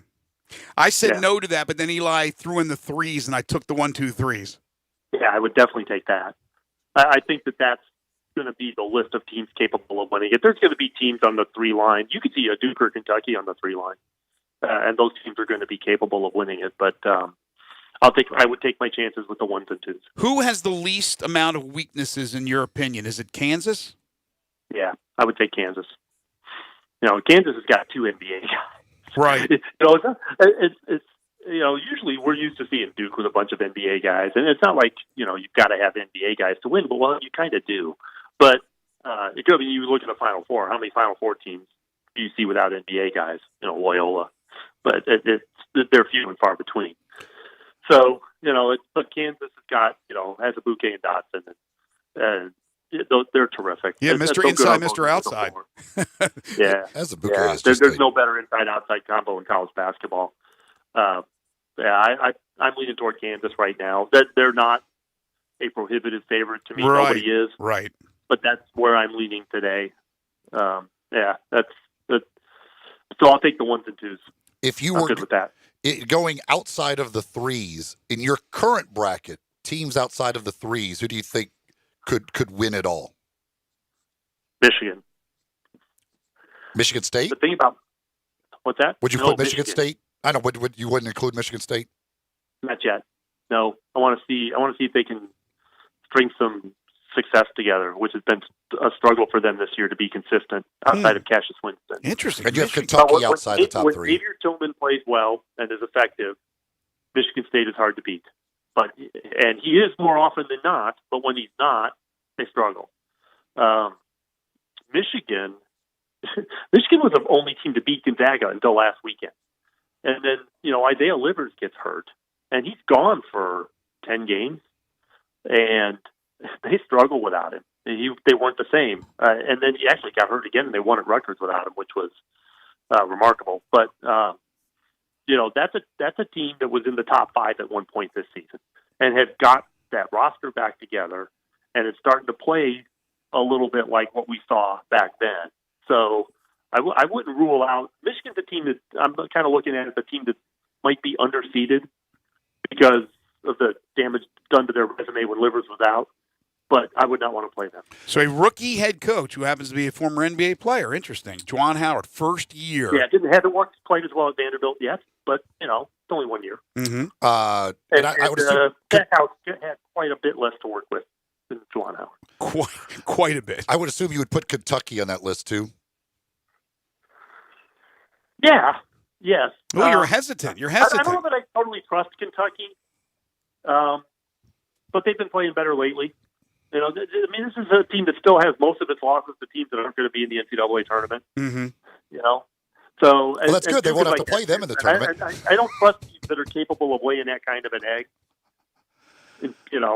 I don't trust them. But yes, the talent at Kentucky and Duke is capable. I just don't trust them. If you only lose to teams who aren't in the tournament, that suits you well for the tournament because you don't have to worry about playing those teams. Well, the problem is it's not only; it's just most of them. But they will not see Evansville in the NCAA tournament. To the Final Four and equally capable of losing to a 14 seed in the first round. Right. You know what I don't trust? I don't trust Oregon. Well, yeah, I can see that. I don't know that I trust anybody in that league to get past the. I mean, it might get a team past the first weekend, but not beyond that. Sweet 16 maybe Oregon, but not far beyond that. They don't look good enough to go overly deep in the tournament. Peyton Pritchard's a great player, though. And we saw that last year. When they made their run, we saw that last year. What are the power rankings, by the way, of the conferences? We talked about the Big 12. Who knows, in the end, Kansas and Baylor and Kansas, they could be 1-2 as far as the overall seeds. And yet the Big 10 is stacked. The Big East is stacked. Yep. How would you put them in order, the conferences? The Big 10, the Big East, are 1 and 2 and separated from everyone else. I would probably put the Big 12 third, Pac-12 fourth, ACC fifth, and SEC sixth. Wow, ACC fifth. You don't often hear that. Yeah, well, they've got 3 great teams that literally could win the whole thing and may not put another team in the tournament, although Virginia's looking better at the moment. I mean, it's just, and the SEC is the same thing, only not as good at the top. Right. Kentucky, Auburn, sure, in the tournament, LSU probably, and Florida probably, and maybe nobody else. I mean, it's just, those are 2 real top-heavy leagues. And, the ACC, we're normally talking about 7 or 8 teams. That's like a minimum. And they'll be lucky to get 5. And I don't think they will get 5. One last question from me. I'm not sure if Eli has another question. But a team that always is there, the coach is unbelievably good, and that's Jay Wright and Villanova. So many NBA guys off those teams in recent years, and they're back right now, penciled in as a 2 in your latest bracketology. How good is Villanova? They're pretty good. Here's the thing about Villanova. It's taken a very good team to beat them this year. I mean, they've got 6 losses, but they beat Kansas. It's a team with some quality wins, some high-quality wins in and out of their league, and their worst loss is Marquette, who's a borderline top 25 team. That's their worst loss. So, I trust Villanova more than I trust Duke or Kentucky, even though Duke and Kentucky are more talented, because it takes a good team to beat Villanova, and they know how to play in the NCAA tournament. And it's not that Duke and Kentucky don't; they do, but they take nights off. And you can't have a night off in the NCAA tournament. It is not – that point you just made is not crazy. And you have Krzyzewski and you have Calipari, and they won national championships. But you're absolutely right. Jay Wright has his team ready to go game in, game out. Well, here we go. Next week, you'll join us. The tournaments, some of the tournaments, will have already started. So we are just about here with March Madness. He is Jerry Palm. CBSSports.com is the website. The bracketology – updated on Monday and Friday, right? So this Friday will be the next one? Yep. And then next week I think we'll start daily updates. Daily updates. Fantastic. Again, that's at CBSSports.com. You can follow him on Twitter at JPPalm. CBS. Jerry, as always, thank you so much. We'll talk to you next Wednesday. All right. Take care. Appreciate it. The Ken Palm and his conference rankings, he has Big 10 1, Big 12 2, Big East 3, just barely behind the Big 12. That a big gap to the Pac-12, ACC 5th, SEC 6th, and then the American 7th is in his rankings. Yeah, I mean, Jerry said there's a big margin between the Big 10 and Big East and then to the Big 12. And then ACC was 5th, and he said, well, they have 3 teams that can win it. But the Big 12 has 2 teams that not only can win it, but could be the top 2 teams in the seeds when it all comes out. They could be the number 1 and the number 2 1. And just to have those 2 teams that could be the prohibitive favorites to win it all, I would think that they're going to be way up there in the power rankings with the Big 10 and the Big East, that there wouldn't be a chasm between those 2 and the Big 12. There would be a chasm between the 3 of them and everybody else. Bartlett Small Engine, been serving quality power equipment here since 1970. That's right, 50 years Bartlett Small Engines have been doing it. A full line of power equipment, parts, services for most makes and models as well. Honda, Steel, Echo, Redmax, Shinawa, they've got all the best, and it's all American-made. Bartlett Small Engine is your can-do store at 6780 Summer Avenue, 901-386-9779. That's 901-386-9779. But go by and see them.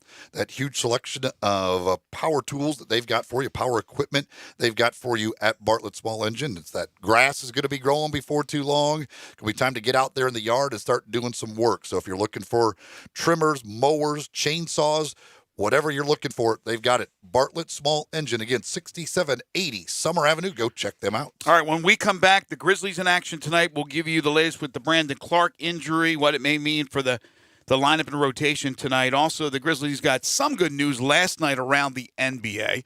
Got some baseball news, some NFL news to get into as well. But we'll also get back to your calls and texts on the Tigers and their loss at SMU. If you haven't had a chance to give us your thoughts, you certainly can. You can jump on the phone lines now. When we come back, we will go to them, 360-8255. You can text in on the First Bank text line at 67129. And you can also message us at Sports 56 WHBQ on Facebook, Twitter, Instagram, Periscope, and YouTube. A shout-out to all the folks watching us live, but, of course, a shout-out as well to our loyal listeners on the radio. This is Middays on Real Sports Talk, Sports 56. That's AM 560, 96.1 FM, and 87.7 FM. Broadcasting from the Family Leisure Studio, we are Sports 56, 96.1, and 87.7. There's a new commissary in town. In Collierville, Germantown Commissary is doubling. Yeah, they're still going to have the old Germantown Commissary by the tracks, but now there's a huge new Germantown Commissary in Collierville at Poplar and Houston Levee Road. It's huge, too. There's a drive-through. There's plenty of parking. No telephone pole to get in your way. A cool patio. It's right by the track, so the tradition continues. And this is a tradition that's been around forever. That commissary is famous for hickory-smoked, slow-cooked Memphis-style barbecue. They've got a private party room at the new one in Collierville. Self-catering still continues. Party packs for $5.95. Basically, the great ribs, the great pulled shoulder, the great deviled eggs. Everything is there in Collierville and Germantown now. So there is now a Germantown and Collierville style of barbecue. It's called Germantown Commissary. Hi, it's me, your nose. I'm so congested. Use the Vicks Sidex nasal spray, would you? Mouth breather. Yeah, the Vicks Sidex nasal spray starts working in seconds and lasts for up to 12 hours. I can breathe again. Vicks Sinex nasal spray is incredible. I feel like a whole new nose. Oh, let's buy a new car so we can smell it.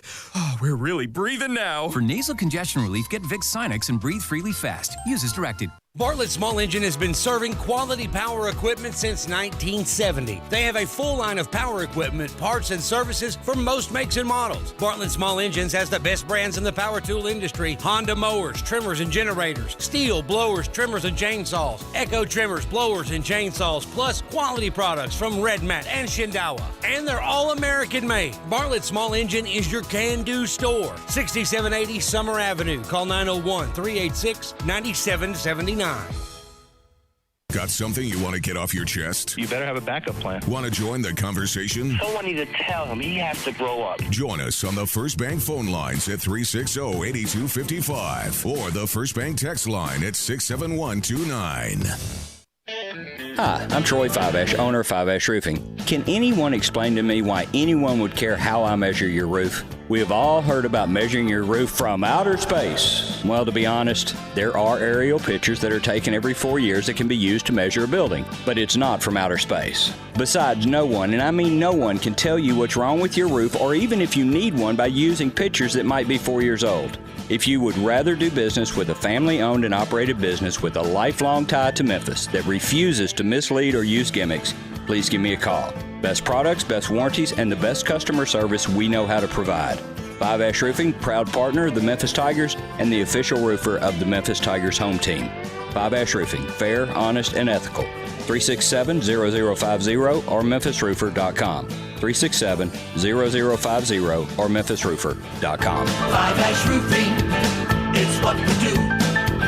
We're here for you. Now, back to Sports 56 Middays presented by FedEx. This hour of Sports 56 Middays is also brought to you by Gold Strike Casino and Resort in Tunica. Here once again are Greg Gaston and Eli Savoie.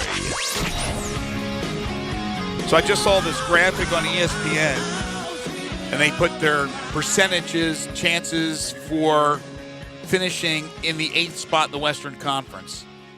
And even though the Grizzlies are in the 8th spot currently, up, 2.5? Maybe 3 now, right? That Portland lost last night? I got to look to see where the Spurs are now. I think it's a 3-game lead, if I'm not mistaken, going into the game against Houston. It is a full 3-game lead. Okay, 3-game lead. Closest is the Trailblazers at they're 19.5 games back from first, and the Grizzlies are 16.5. Okay, so Yeah, 3 the games. Spurs have less losses than Portland and New Orleans, but they have 2 fewer wins than Portland. So the Spurs just haven't played enough games yet. So yeah, it's a little weird. Okay, but 13% chance is what ESPN and their little stat nerds come up with. 13% chance for the Grizzlies to hang on. And 3 teams below them, Portland, San Antonio, and New Orleans, all had percentages in the 20s or 30s to get that 8th spot. New Orleans lost last night despite Zion having another big game, and I'm telling you, it's getting a little bit more antsy with Ja and Zion and the Rookie of the Year, although I still think Ja should win it. I think he deserves to win it, and I think it'd be ludicrous for a guy to play half the season. But if they come in 8th, I think he could steal it. Now, they lost, which was good. Not good for Zion, but good for the Grizzlies. And Portland lost as well. Who'd they play? Boston? I think Tatum went off again. Boy, he's good. So it was a good night for that. What wasn't good was the news about Brandon Clark. I understand how precautions need to be taken with huge investments, especially that the Grizzlies' future is what they're working on. It'd be nice to make the playoffs this year, but the future is what's important.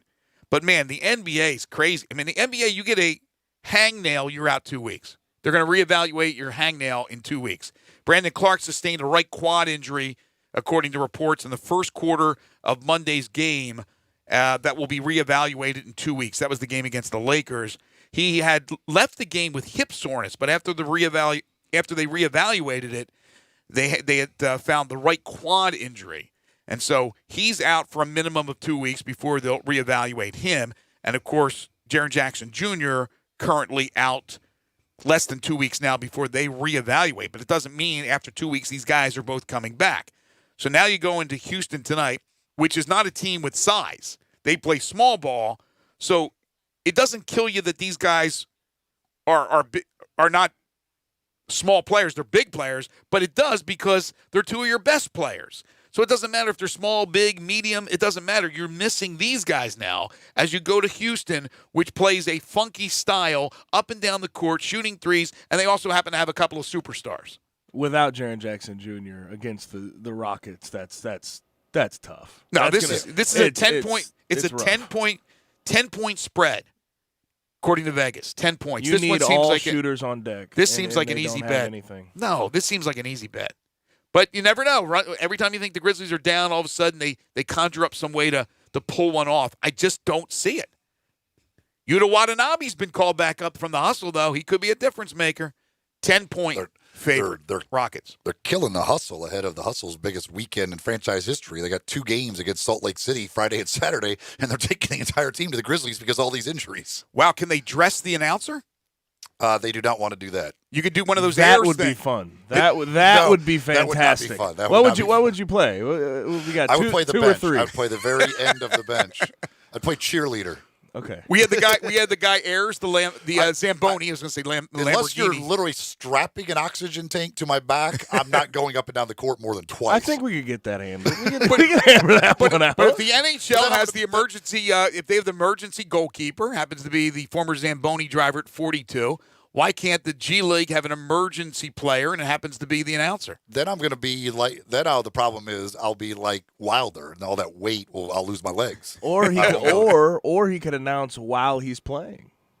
That'd be a good one, wouldn't it? They mic him up. He's got one of those. All you would hear is a lot of heavy breathing. It would just be. I can't hear the score, Eli. Timeout. The thing tonight with the new Rockets, I mean, it is loaded with former Grizzlies now. Like they could almost put an entire lineup of former Grizzlies on the floor, because you've got Ben McLemore, Jeff Green, Damari Carroll, Bruno Caboclo. Wow. They could almost put a full former Grizzly lineup out there against the Grizzlies. It might get to that point, too. It's very possible. That could be the fourth quarter lineup plus another guy. But they have a guy named Harden. They have a guy named Westbrook. One of the former Grizzlies will go off tonight. Which one will it be? McLemore. Actually, Green. McLemore has actually been playing. Ben McLemore finally found like the perfect place for him to actually be an NBA player. Like, I think this is so. it. Like this may be the only place he can be an NBA player. But this is it. Like just they don't ask for anything other than run up and down the floor, use your athleticism, fire up a bunch of threes, high volume 3-pointers. Who cares if they go in? Just get them up. I got Jeff Green. He just signed he signed for the rest of the year. You think Jeff Green's gonna be? Come on, Yeah, Jeff Green. I can't believe they signed Jeff Green. Well, they signed him for the rest of the year. He's probably feeling himself right now. Jeff Green is top 10 all time of guys that look the part. Athletic, physical specimen, and he was just an average to below average NBA player. Obviously, dark to this point on this one. You'd get better odds. You're taking the odds there. If we were setting odds, he would not be the favorite. But McLemore would certainly be the favorite. One, because he'll play more minutes than the rest of the guys. Certainly Bruno. I mean, Bruno's not going to play much, so it's going to be hard for him. And I don't know how much Carroll is playing right now for them. But let me look at Jeff Green, since he has joined Houston. He had 17 in his debut. He did? He's been plus double digits and plus minus in every game. His first game, he went 6 of 7 from the field, 4 of 5 from 3, 17 Wow. points. Second game, he only played 13 minutes, only took 2 shots, so he scored 2 points. Last game, only played 16 minutes, but went 3 for 3 from the field, 1 for 1 from 3, 2 for 2 at the line, scored 9 points in 16 minutes. Let's have a friendly little wager for tonight. Nothing on the line, just our pride. How many threes do the Rockets make? Not take. How many threes do they make tonight? Don't look at stats and stuff, Gabe. This is I need to see because they're ridiculous with how many they just put up. Come on. I don't know. I'm just going to come up with some number. Come up with a number. You want to go first? You want Eli to go first? Eli will go first. Eli, go first. I say you said how many they'll make? How many they'll make tonight? I'll say they make 20. Okay, I have my number already in mind. I know it's close to him, but I already had it set in my mind. 19 was my number. I'm going to go 24. I'm going to go really high. I thought you were going to go prices right. 24. I'm going to go 21. 20. Yeah, we're not doing that. It's not the price 20 is and right a half, thing. over under. Yeah, it's not the price is right thing. You're going to throw 21. I'm screwed. I have to make exactly 20 to have a chance to win. I got everything under 19, but I figure they're going to go off, right? I mean, that's what they are. They are a 3-point shooting team. Give me who you think the Grizzlies starters are tonight. And look, they'll end up playing everybody. Dusty will be in there. Yuta will be in there. Heck, Taylor Jenkins may suit up. Give me the main rotation early before they end up getting blown out, which I hope doesn't happen. I hope I'm wrong and eat crow tomorrow. Dylan, Kyle, they'll start Jonas, who starts at Josh Jackson? Could he get his first start as a Grizz? I wouldn't be with this. They'll probably bump Kyle to the 4 and start. I'll say they start D'Anthony Melton and they'll bump Kyle D'Anthony to the Melton. 4. That makes sense. Smaller guy. But right. it could very well be Josh. They could go with Josh Jackson. But I'll say they start Melton with Dylan, Ja, Kyle, and Jonas. I'm actually curious though. What? Because given what the Rockets do, if he just decides, I mean, I think he'll start Jonas, but it doesn't make too much sense to start him. If you had Jaren or Brandon or both, it would make no sense to start. You should start one of those two. You should probably start those two. That should be your starting front line. 2 guys who could defend all these smaller guys, but still give you size. Use their athleticism. But the fact that you have neither of them, you pretty much have to start Jonas because who else you're starting? I know we throw around the term "must win" when it really isn't apropos. It's not really a must win. But we still use it, so I'll still use it. Friday, Kings at home, back home after the long road trip, must win. It's a must win, is it not, Friday night? If they don't stop it, then I don't know when the skid will stop. They got the Lakers after them, right? Yeah. But this Lakers game, tickets for this Lakers game are insane. I don't know. I guess it's part of it is the Kobe, death, and I'm sure a lot of Lakers fans around here, whatever, but some guy named LeBron. I think this is probably the most expensive ticket in the history of the Grizzlies is this game Saturday night. Really? It's like $200 and something like that. Even over a playoff game? I'll have to check the latest on StubHub, but it's like over $200 to get in the building. I will not make it on Saturday night. I have a double dip. I got baseball starting at 2 o'clock, and then I have MMA, B3 fights at the Minglewood Hall Saturday night. So I'm going to miss LeBron and the Lakers and the Grizzlies. Should be a lot of fun. We don't talk tennis a lot, but Maria Sharapova has retired. She's just 32 years old. The Russian was number 1 in the WTA rankings from 05 to 07, 2008, and 2012. So she's been number 1 a long time. She won Wimbledon in 04, the U.S. Open in 06, the Australian Open in 08, the French Open in 12 and 14. Won millions of dollars with sponsorship deals. I had a chance to interview her. She was doing an event for a St. Jude Children's Research Hospital, and she was as pleasant as can be. And she is retiring at the age of 32. 5-time Grand Slam champion, Maria Sharapova. So if you go to StubHub right now, by comparison, so the cheapest ticket you could get for Friday night's game against the Kings, you can be in the building for $13. $13. The cheapest ticket for Saturday night against the Lakers in section 213, corner of the upper deck, row L, $138. Well, I can't wait to get the text that you're going to get, I'm going to get from different people. Hey, you got any tickets for Saturday night? I already told everybody that I do not. Like, it's not, and again, that's actually gone down. Yesterday, I think it was over $200 for the cheapest ticket. A couple other things before we take a time out. We'll come back. We have dinner and a movie coming up in our final segment in hour 2. Cody Toppert, University of Memphis Tigers assistant basketball coach, expected to join us at 12. Yankees starter Luis Severino needs Tommy John surgery. He's going to miss the entire 2020 season. They'll already be without James Paxton through at least April. Of course, they picked up Garrett Cole, which was huge. But I don't even understand this thing with Severino because he had some issues at the end of the year why they didn't take care of business after the season. All of a sudden now it's the start of spring training. I guess he went out and maybe did some more damage to it, and that's why the Tommy John surgery is needed, but Severino is gone. He got healthy finally for the playoffs. He missed all last year and then was healthy for the postseason. That's when he made his starts. I thought in the offseason, though, he had issues. No? Maybe not. I don't know. I don't know for sure, but I mean, he missed last year, got healthy, and then pitched for the in the postseason. Okay. It was at the end of last year when he was finally healthy. Okay, because I've read a couple stories where they said, why did they not look into this earlier and wait until the start of spring training? I don't know. Also from the NFL, couple of things. Giants general manager Dave Gettleman said yesterday that his team is open for business with the 4th overall pick in the NFL draft. We got the NFL Combine going on. We had Tony Pauline on yesterday. We're going to have a guest coming up Friday from Indianapolis as we try to give you as much information as we can on what's happening at the Combine. And, of course, that directly affects the draft. And then with the NFL, the proposed new CBA was passed, very close vote, but passed by the NFL player reps, and now they are going to give this to the players. And the players will vote on whether or not to accept this new CBA. So that's where we stand. By the way, you can get some floor seats for Saturday night for $5,000. $5,000? Goodfellow selling his? 2 tickets for $5,121 each. So $10,242 will get you on the floor, you and a friend on the floor for Saturday night against the Lakers. That's a lot of moolah, man. All right, we'll take a timeout. This is Middays on Real Sports Talk, Sports 56, 96.1 and 87.7.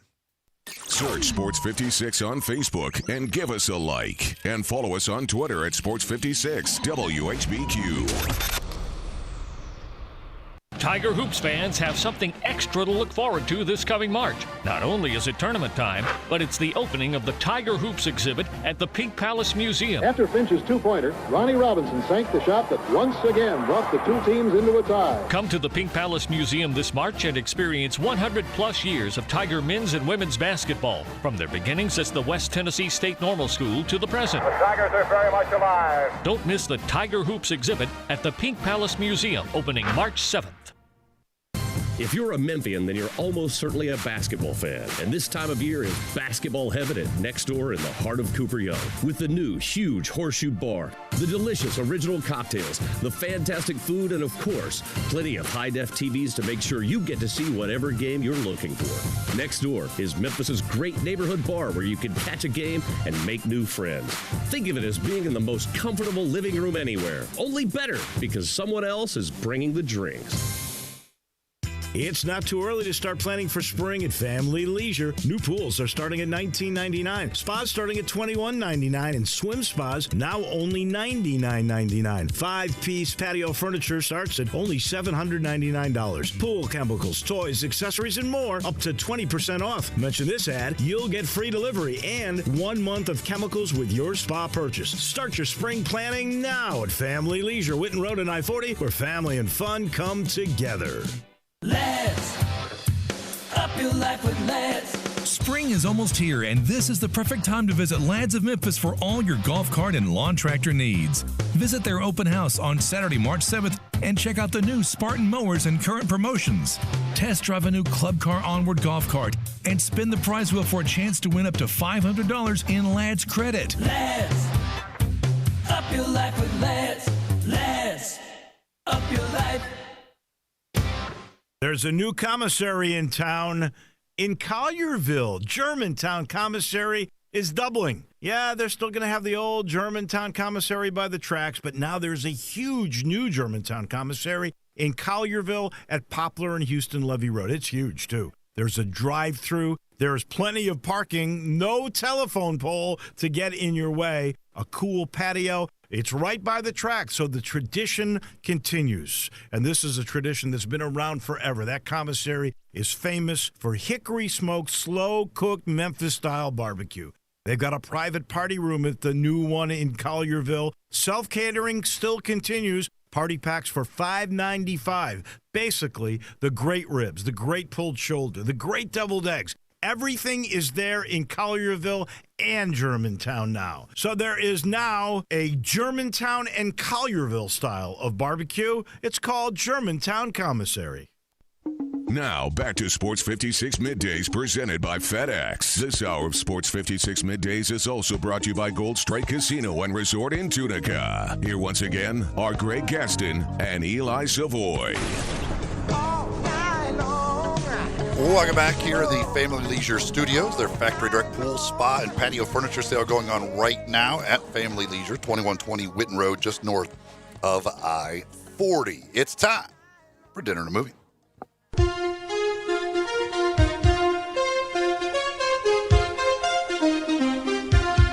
I have to go deep undercover.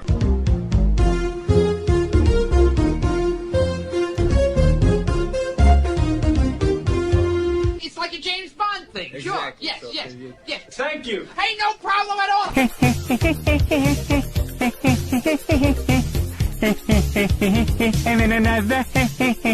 Thompson, what's the charge? Disturbing the peace. Disturbing the peace? I got thrown out of a window. What's the charge for getting pushed out of a moving car, huh? Jaywalking? Gabe, being a younger guy, have you watched a lot of the Eddie Murphy great comedies from back in his day?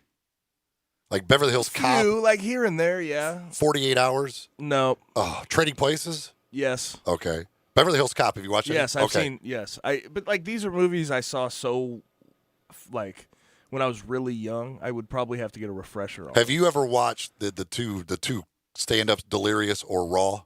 Seen Raw. You haven't seen Delirious? I haven't seen Delirious. Gosh, He's hilarious. Oh, he is. He's so awesome. And so back in the day when he was making those I love that stuff. 48 Hours was awesome. Beverly Hills Cop was awesome. Trading Places, all of those. But Delirious, I remember watching Delirious when I was really young and just like that language at that time. I'd heard plenty of it, but man, it was like unbelievable. It was so like I thought I was going to die laughing watching that stuff. And then Raw and just those leather suits that he wears that are all one color are just priceless as well. It is Dinner and a Movie. It's your opportunity to win a couple of Malco movie passes along with a $25 gift certificate to Sweetgrass in Cooper Young. They've knocked the wall down there. It's all one place now at Sweetgrass. Huge bar, still great food, great place to go. Sweetgrass there in Cooper Young. Of course, with the Malco movie passes, you can head to Malco theaters around the area. Among the movies that are out there right now, Sonic the Hedgehog, The Call of the Wild, Birds of Prey, 1917 still showing. You can still see Parasite, Jumanji, The Next Level as well. This week, the Throwback Thursday movie at Studio on the Square is Do the Right Thing. Movies opening up this weekend. The Invisible Man opens up on Friday. You can experience that in the IMAX at the Paradiso. If you could see him. Yeah, I don't know. It's a weird movie. Hey, I don't know. Wonder Woman always knew where she parked the jet.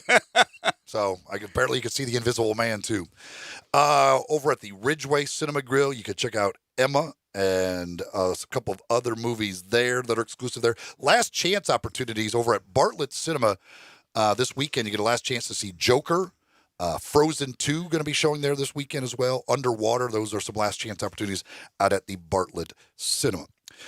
Again, the question today is for 2 Malco movie passes and a $25 gift certificate to Sweetgrass. You can answer via the First Bank phone line at 360-8255, 360-8255. Here is today's question. Brad Pitt, you have heard of him? I have. People tell me I look like him all the time. I say, no, I don't think so. Not exactly. Not exactly my doppelganger. He won the Oscar this year for Best Supporting Actor for his role in Once Upon a Time in Hollywood. And I just saw that a couple days ago. Did you like it? Was it good? I liked it. My wife did not. I was a big fan. I like Tarantino movies, though. Yeah, I love Tarantino films. I haven't seen it, though, yet. It brought out his dark side. Like, really, really dark side. And we know he's usually dark. The whole ending and the twist was pretty good. Tarantino, Brad Pitt, Leonardo, like, I have to believe I'm going to like it. Like, it's going to be hard for me not to like it. But Once Upon a Time in Hollywood was nominated for Best Picture, did not win. Brad Pitt has appeared in a few different movies that have been nominated for Best Picture. What is the only one that won? The only movie that Brad Pitt has appeared in that won Best Picture. Okay, 360-8255. I have a couple of open lines. First Bank phone lines, 360-8255. Reggie's going to get the first crack at this. Reggie, how are you? Hey, what's going on, guys? What's Good. up, Reggie? What's your guess? The Departed. The Departed is incorrect. 360-8255. The only motion picture that Brad Pitt was in or was nominated and won the Best Picture award. The only movie that he was in that won Best Picture. Okay. He's been in a few that have been nominated, but including Once Upon a Night in Hollywood, Time in Hollywood, but he did not. But none of them have won except for one. Yeah, I wanted to clarify that it wasn't a movie that he had to be nominated for Best Actor or Best Supporting Actor. We go to Jim. Hey, Jim. Hello? Hey, Jim. Hey, how you doing? Good. Doing good. What's your guess? Sleepers? Sleepers? Is that what you said? Yes. That is incorrect. Okay. Next up is Patrick. Hi, Patrick. I've never heard of that movie. What's your guess? I'm going to say Thelma and Louise. Thelma and Louise. That is incorrect. I would have guessed that. Jay is next. Hi, Jay. Hey, guys. What's your guess? 12 Years a Slave. 12 Years a Slave is absolutely correct. Bingo. That was the one that Brad Pitt was in that won Best Picture. Congratulations. You are a winner. You got yourself some Malco movie passes coming, as well as a $25 gift certificate to Sweetgrass. Good job, Jay. Congratulations. We'll put you on hold. Gabe will get your information. Coming up, Cody Toppert is scheduled to join us at the top of the third hour. This is interesting. Dan Wolken, who has been a frequent guest of ours, national columnist for USA Today Sports, kind of going at it with some Tigers fans. And not unlike what we talked about earlier. Somebody said, on what you call, and this is somebody, again, I assume a Tigers fan, coming back at Wolken. What you call highly ranked, none of our guards were five-star players. None projected one and done. Our three highest-ranked players were forwards, one of them no longer with the team and the other out with injury. Per ESPN 2019 ranking, Memphis has lost two five-star players. Not easy. Dan comes back. Boogie Ellis had scholarships from Duke, Oregon, Arizona, and North Carolina. Lester Quinones, Indiana, Maryland, LSU, Michigan. Damian Ball, Texas Tech, Auburn, Georgetown. Tyler Harris nearly went to Iowa State. Get out of my face with this thing that these guys weren't big-time recruits. Cody Topper next. Hour 3 of Middays coming up on Real Sports Talk Sports 56, 96.1 and 87.7.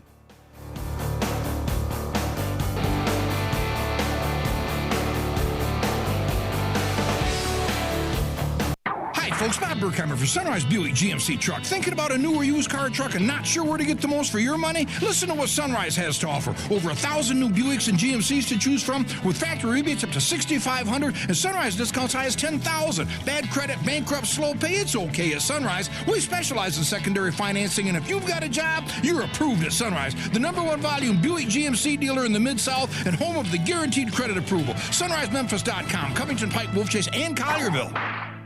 I Buy Houses, 901-406-1101. That's 901-406-1101. I Buy Houses. I Buy Houses will buy a house in any area, in any condition, and yes, it's guaranteed to close in 5 days. If you need to sell your home quickly, call 901-406-1101. If you've been through a divorce, if you lost your job, if you're tired of renters, I Buy Houses can get you your money quickly. I Buy Houses will buy your home in Shelby County, DeSoto County, Memphis, Bartlett, South Haven, Horn Lake, Olive Branch, anywhere and everywhere in between in any condition. And yes, they're open 24 hours a day, 7 days a week. I Buy Houses, 901-406-1101. That's 901-406-1101. Grab that pen, 901-406-1101. I Buy Houses. This is what Flo from Progressive sounds like in one of our many hilarious commercials. And basic motorcycle policies start at just $75 a year. I know, right? Do you think I say I know right too often? I do. I know, right? I have to stop, don't I? I know. And this is what that same commercial sounds like on your motorcycle. Yeah, even our commercials are better on a bike. Progressive keeps you on yours. Get a quote in as little as 3 minutes at Progressive.com. Progressive Casualty Insurance Company and affiliates. Annual premium for basic liability policy not available in all states. We are Real Sports Talk. Sports 56, 96.1, and 87.7. Available on your radio dial at 560 AM, 96.1, and 87.7 FM, as well as online around the world at sports56whbq.com. Take us with you everywhere on your phone or tablet by downloading the Sports 56 app. And at home, tell Alexa or Google to play Sports 56. If it's happening in the world of sports, we've got it covered. Wherever you are, stay tuned to Real Sports Talk. Sports 56, 96.1, and 87.7. Is your wife asking you to stop eating junk food? Well, we have you covered at Humdinger's. It's quick and it's healthy, and most important, it tastes amazing. With many choices from salmon salad to rainbow trout and grilled asparagus. Come visit us for lunch at Humdinger's, 6300 Poplar Avenue. So good, Coach Penny eats with us weekly. Don't forget, Humdinger's offers full-service catering for weddings, social events, or your corporate lunches. You can call 901-260-8292 to find out more. One thing I really admire about Central Barbecue is their commitment to quality. Then why do they let you do their commercials? I'm talking about their food. Everything is prepared with devotion to taking the time and effort to create perfect barbecue. Oh, I know. That's exactly why I was wondering why... They're not kidding with that slow-smoked Memphis-style slogan. They smoke their pork for 14 hours. Do they have to? They do if they want to be the best barbecue in Memphis, and they are. And yet they let you just throw together... There's nothing better than Central Barbecue because they care. Except apparently about their radio ads. DeSoto Auto Sales specializes in late model cars with low mileage. They have the highest standards in the car industry. All of their cars are test-driven, checked out from head to toe. Unlimited inventory, every make and model. And if it's not on the lot, they'll find it for you. Walk in the door of DeSoto Auto Sales, 5704 Goodman Road. Within 45 minutes, you can test your car, get credit approval, and finish paperwork within an hour. No shortcuts at DeSoto Auto Sales. Kind, courteous employees, a down-home environment. DeSoto Auto Sales cares about your time. Lowest prices in a 350-mile radius. We're living in a world today where time does matter. Visit them online. Check out their referrals. DeSotoAutosales.com. Very proud to serve DeSoto County and other surrounding areas. DeSoto Auto Sales, 5704 Goodman Road. Call 662-890-7184. 662-890-7184. Come on down to DeSoto Auto Sales. At Jason's Deli, you can stuff yourself full of great deli food that's healthy, fresh, and best of all, it's not expensive. Jason's Deli is all about choice. Whether you're looking for a gluten-free menu, vegetarian sandwiches, healthy kids meals, or if you'd like to invent your sandwich via the build your own selections, Jason's Deli has you covered. And they only use fresh, wholesome ingredients. Choose from the club and specialty sandwiches, paninis, wraps, soups, salads, pastas, and much more. I love the cleanliness in the restaurant, the hospitality, and of course the cost. They have a huge salad bar and great soups, including Southwest chicken chili, fire roasted tortilla, organic vegetable, tomato basil, and many, many more. And if you're planning an event, their catering department is fantastic and can handle any size party. Go check out Jason's Deli's 4 locations. On Ridgeway in the Park Place Center, that's my favorite, on Germantown Parkway in Cordova, at Poplar and Highland, and on Goodman Road in Olive Branch. We are Sports 56 WHBQ Memphis, WIVG-FM Tunica Memphis, and WPG-FLP Memphis, Flynn Broadcasting Stations. Now, back to Sports 56 Middays presented by FedEx. Here once again are Greg Gaston and Eli Savoie. Some people call me the Space Cowboy. We welcome you back to Sports 56 Middays, 12:03 the time. Final hour of the program. It's the Wednesday, February 26th, 2020 edition. Greg Gaston, Eli Savoie, Gabe Kuhn. We are in the Family Leisure Studios where family and fun come together. Family Leisure, 2120 Whitten Road, just north of I-40. And Sports 56 Middays is delivered each and every day by our title and presenting sponsor, FedEx. Visit FedEx.com/e-commerce to see how to turn browsers into buyers. Learn how FedEx can help you take your business to the next level. Very pleased to be joined by Memphis Tigers assistant basketball coach Cody Toppert. You can follow him on Twitter at Top33. And Cody, I know it's a long night. You were in Dallas. You flew back, and you're on with us today, so we appreciate that. And thanks for holding on through the long break. Thanks for being with us on the show today. Yeah, no, my pleasure. Thanks for having me, guys.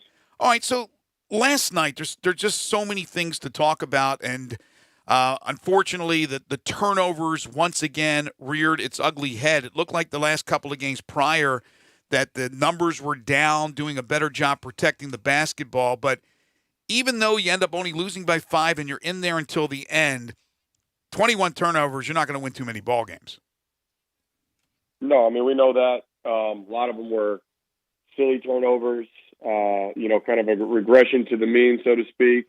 To see us take steps forward in that department and then coming off of a very big win, take a giant step back was definitely disappointing. There's no question about it.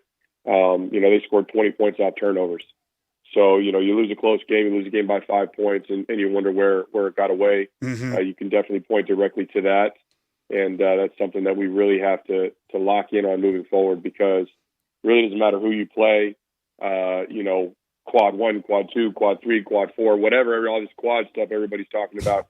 It's irrelevant if you just give the ball to the other team, specifically live ball turnovers.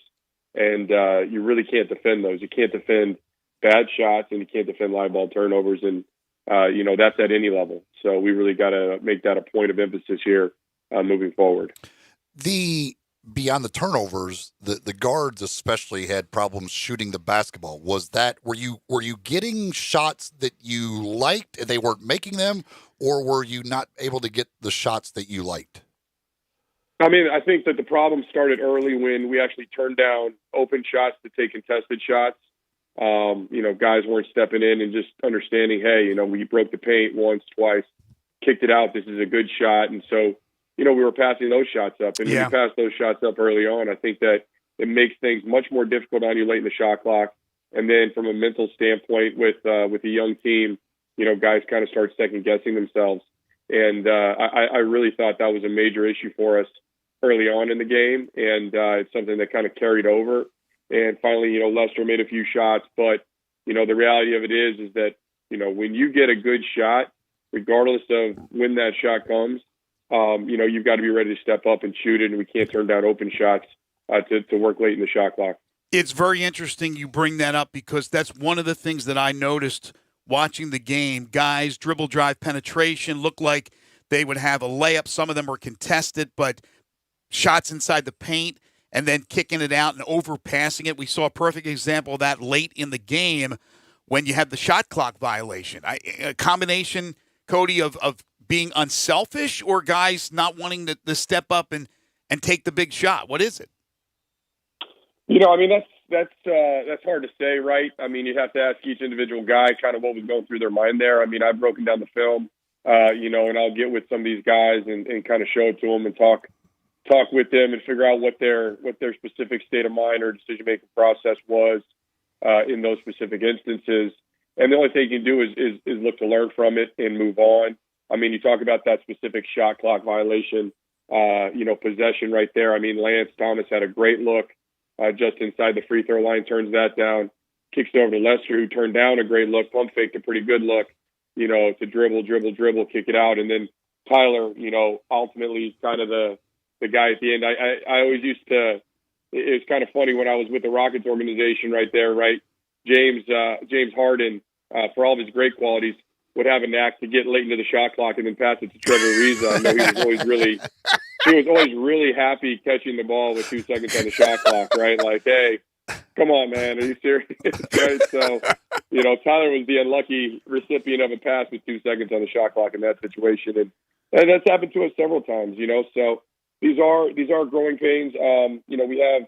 We have good, talented players for sure. We have guys that can make shots.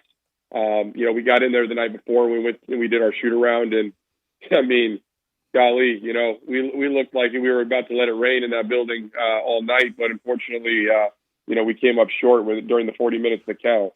And I think that's also a message that I'm trying to send to some of our guys, because we do have guys that really, really work hard. We have guys that you got to kick out of the gym, but everything that you do during the week, during your 2 days leading up to a game, everything is to be prepared, to be at your best, your most comfortable, at peace during the 40 minutes that count, right? So you win the game with mental preparation before and all that type of stuff, but at the same sense, you've got to do whatever it takes to make sure that your body, your mind, and everything about your being is ready for those 40 minutes.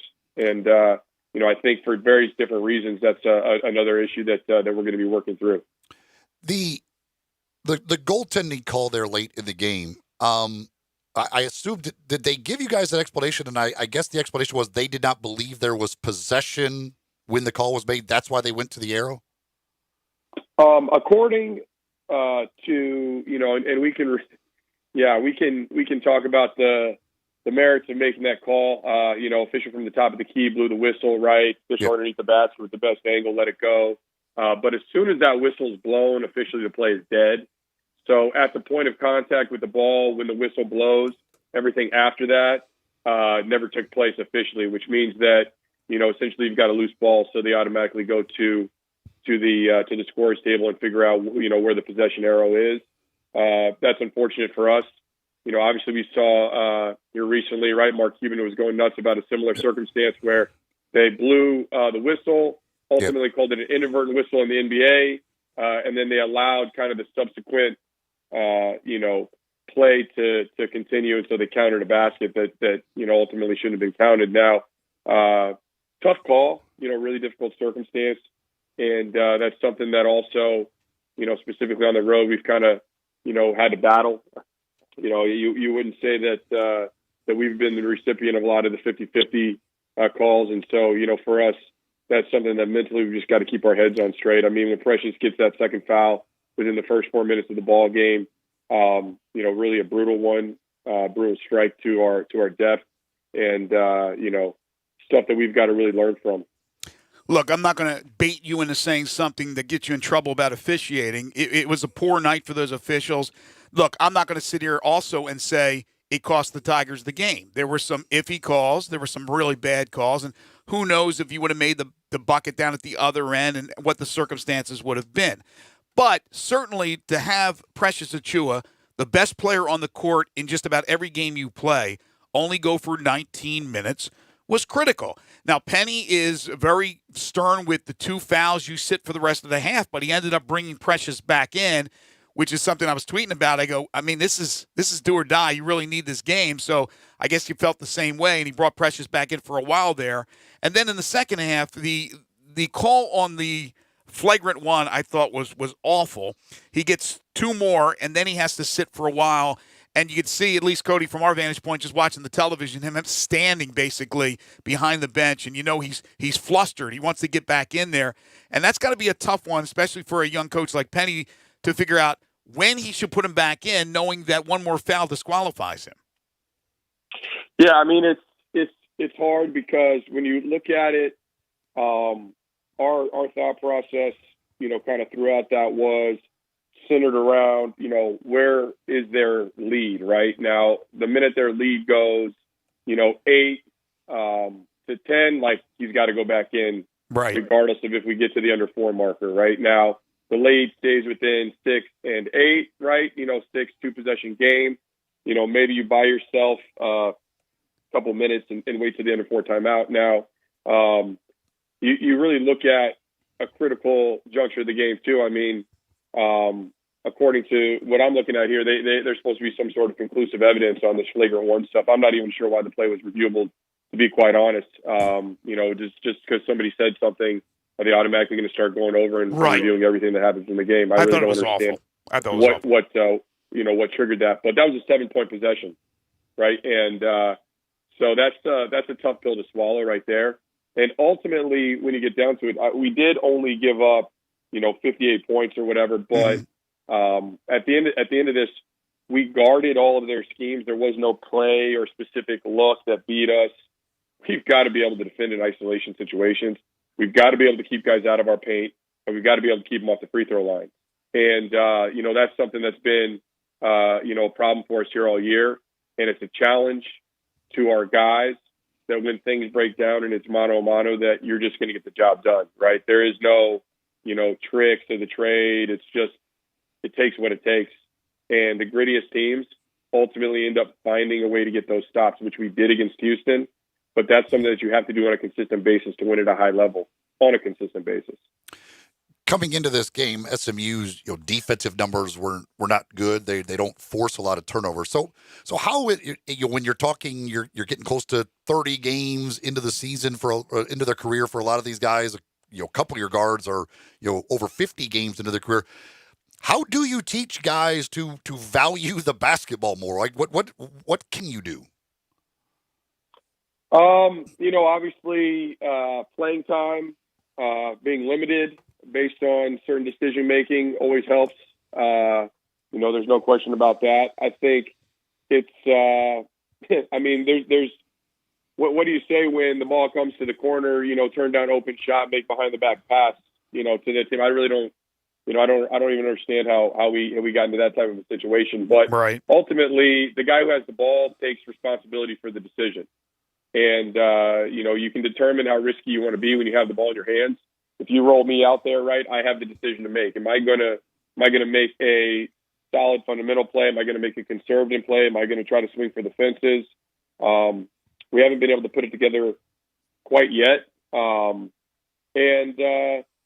of our guys are getting 50 games in, and they have to start learning to be consistent, because greatness is consistency, And if we thought that just because their numbers, defensively were indicative of the fact that we're going to just go in there and be able to go for, 83 points, that's not how it works either, right? Like, we need to understand that, there is no victory without battle. And those guys were coming in, and I saw some quote from one of their guys here about, us having like 5 stars or something like that. Right. I just read that. That just tells you what because obviously we know that's not the case. You know what I mean? Right? Like, and we can debate the merits of stars and all that stuff, but that tells you how hungry those guys are, right? Going into that game, because maybe, the kid who made that comment, what was the point guard or whatever, right? Davis, he felt slighted, right? He had a chip on his shoulder because, he felt like he can compete at that level. And for whatever reason, some of our guys have those accolades, right? So that tells you what their mindset is. So on the opposite side of that, what is our mindset? What's your mindset? When you're perceived to be kind of at the top of the hill in terms of these things, right? And we know record-wise and as the season's gone, right, expectation-wise, we can talk about all that stuff. But just in general, right, when you're at the top of a hill, right, everybody is trying to shoot for that, right? Sure. And that goes player by player, matchup by matchup, right? you go into a game and you say, hey, like I'm going against, whoever it is, I'm trying to prove, me personally, that I belong at that level. And that means that there's always a target. You know what I mean? There's a target on your back. And one of the hardest things to do is come in after you beat Houston. You're on a high in terms of, a huge victory, doing the things you need to do. Well, now going into that next practice, are you going to practice like you're about to play a team that you're really fighting to knock off, or are you going to practice to play a team that you might mentally not think is at your level, right? And that's something to me that and this is my first job coaching at this level, right? That one thing that I learned coaching at the next level, I try to ask our guys all the time, right? Number one is, hey, where did Robert Covington go to school, right? Tennessee State people know, right? I mean, come on now, right? Where did Tyler Johnson go to school? Fresno State, right? Can somebody tell me, where Kendrick Nunn went to school, right? Not everybody went to, Duke or North Carolina or Kentucky. And the guys that are successful in the NBA right now, somebody was telling me that, like, I guess 5 of the top whatever players were 3 stars or something like that. There was that conversation being had, right? Like, you got the Kawhis, you got the, you go down the list, right? And, Paul George, heck, he went to Fresno State, right? So, people need to understand that guys are fighting. I mean, it's Hunger Games basketball. It's Hunger Games, right? It's kill or be killed. And so for our guys, they need to learn a killer instinct about that, because yesterday was our Super Bowl, right? So now what's our next most important game? Well, it's Tulane. The only game that matters right now is the next game. Right. You can't look beyond one game to the next game, because if you do, that's what, what happens last night is what happens, right? We get 8 rim attempts on the game. We turn the ball over 21 times, give them 20 points there. We lose our first game where we achieve 5 of our defensive goals, right? All of the stuff we did on the defensive side of the basketball, defending the 3-point line, defending the rim, all of those things, right, should have indicated a victory for us, but they didn't. And so we've got to figure out what it takes to get the job done in these games. We just have to. What you're talking about with the NBA guys, they don't have to look any further than right here in the city. And Ja Morant, what he's doing for the Grizzlies. I mean, he plays with a chip on his shoulder and has from the time he was under-recruited coming out of high school. They just played a game where the Grizzlies beat the Portland Trailblazers, and the key guys on the court was Ja, Murray State, Weber State for Damian Lillard, and C.J. McCollum went to Lehigh. So you're absolutely right in what you're saying, Cody. You don't have to just go to Duke and Kentucky, although we're experiencing those great players as well in the league. All you got to do is look at the emergence of Zion Williamson. But you made a lot of interesting points here, and I really appreciate your time, because there's a couple of more things really want to ask you. Speaking of the services, the 5 stars, the people that throw out those numbers, sometimes they miss, but a lot of times they're accurate. The debate that we have been getting into a lot with Tigers fans, especially over this run since the DJ Jeffries injury and the losses, is that there's still not enough talent on this team when you lose Wiseman and you lose DJ Jeffries. And our counter is, look where these guys who they were recruited by, with Precious Achiuwa and with Boogie Ellis and Lester Quinones and Damian Ball and all these guys. So my question to you is, and I understand the youth of this team, I understand all that, all the circumstances. How much talent do you believe is on this current roster, minus DJ right now because he's hurt? I mean, we have enough talent that every time we take the floor, right, we should feel good about our opportunity and chances to win the basketball game. Mm-hmm. Now, the one thing that I will say is this, right? Talent does not win basketball games. Right. Talent does not get the job done, right? Talent gives you an opportunity. Talent gives you a chance. Maybe talent gives you a head start. But talent is not what is going to get the defensive stop at the end of the game. Talent doesn't do that, right? It's a different element. It's a mentality. It's a grit. It's just a killer instinct. It's understanding that, what has to be done has to be done. Mm-hmm. And right now, that's really what it is. Now, when it comes to just in general your basketball player life cycle, right? I mean, I was probably the best basketball player I was at age 28, probably 27, 28, something like that. That's when you're in your prime as a basketball player. also because you're in your prime as just a physical person, right? You know, and you look around, you look at Tyson Jolly. I coached Tyson Jolly in high school when I was coaching prep school at Elevate Sports Institute in Florida. Tyson Jolly did a prep school year. Tyson Jolly went to Baylor and it didn't work out. Tyson Jolly went to junior college. So Tyson Jolly has kind of wallowed in that purgatory, understanding, man, this might not happen for me, right? He was a Baylor guy. And this might not, am I built for this? Right. And so Tyson Jolly had to do a lot of soul searching, and he's got a killer mentality on the floor that shows. Right now, obviously too, he's a little bit older. He's more physical. He's all these things. When I describe, you know, some of my time working with some of the best players in the world too, right? You talk about what do the great ones all have in common. And the one thing that I've realized is they have a short learning curve, a really, really small learning curve. And if you just look in general, why do people say, hey, you know, whatever, it's the sophomore slump or, you know, the rookie wall or whatever it is, right? I look at it as, number one, guys haven't been through this grind. Like, for instance, you play Houston. In high school with all of our guys, the day after a game, every day, it's an off day. Every time you play a game, the next day is an off day. So they have no idea that, oh, wow, wait, I've got to relock in and come to practice on a Sunday? Yeah, you do. You know, we're playing on Tuesday, right? They don't understand that, you know, the grind of a season, what it is, because they haven't been through it. Just like a guy who's used 500 pick and rolls is not going to be as pick and roll savvy as a guy who's used 5,000, right? Right. And certain guys have some sort of innate ability to learn quicker than others, right? To learn proper decision-making in, you know, in the pick and roll or in various scenarios within the game, right? And so it takes them less time to pick up on it, right? Now, that doesn't mean that the others aren't ultimately going to get there. It just means that they need a little bit more of a cushion, right, to learn, right? We sit in a math class, we sit in Spanish class.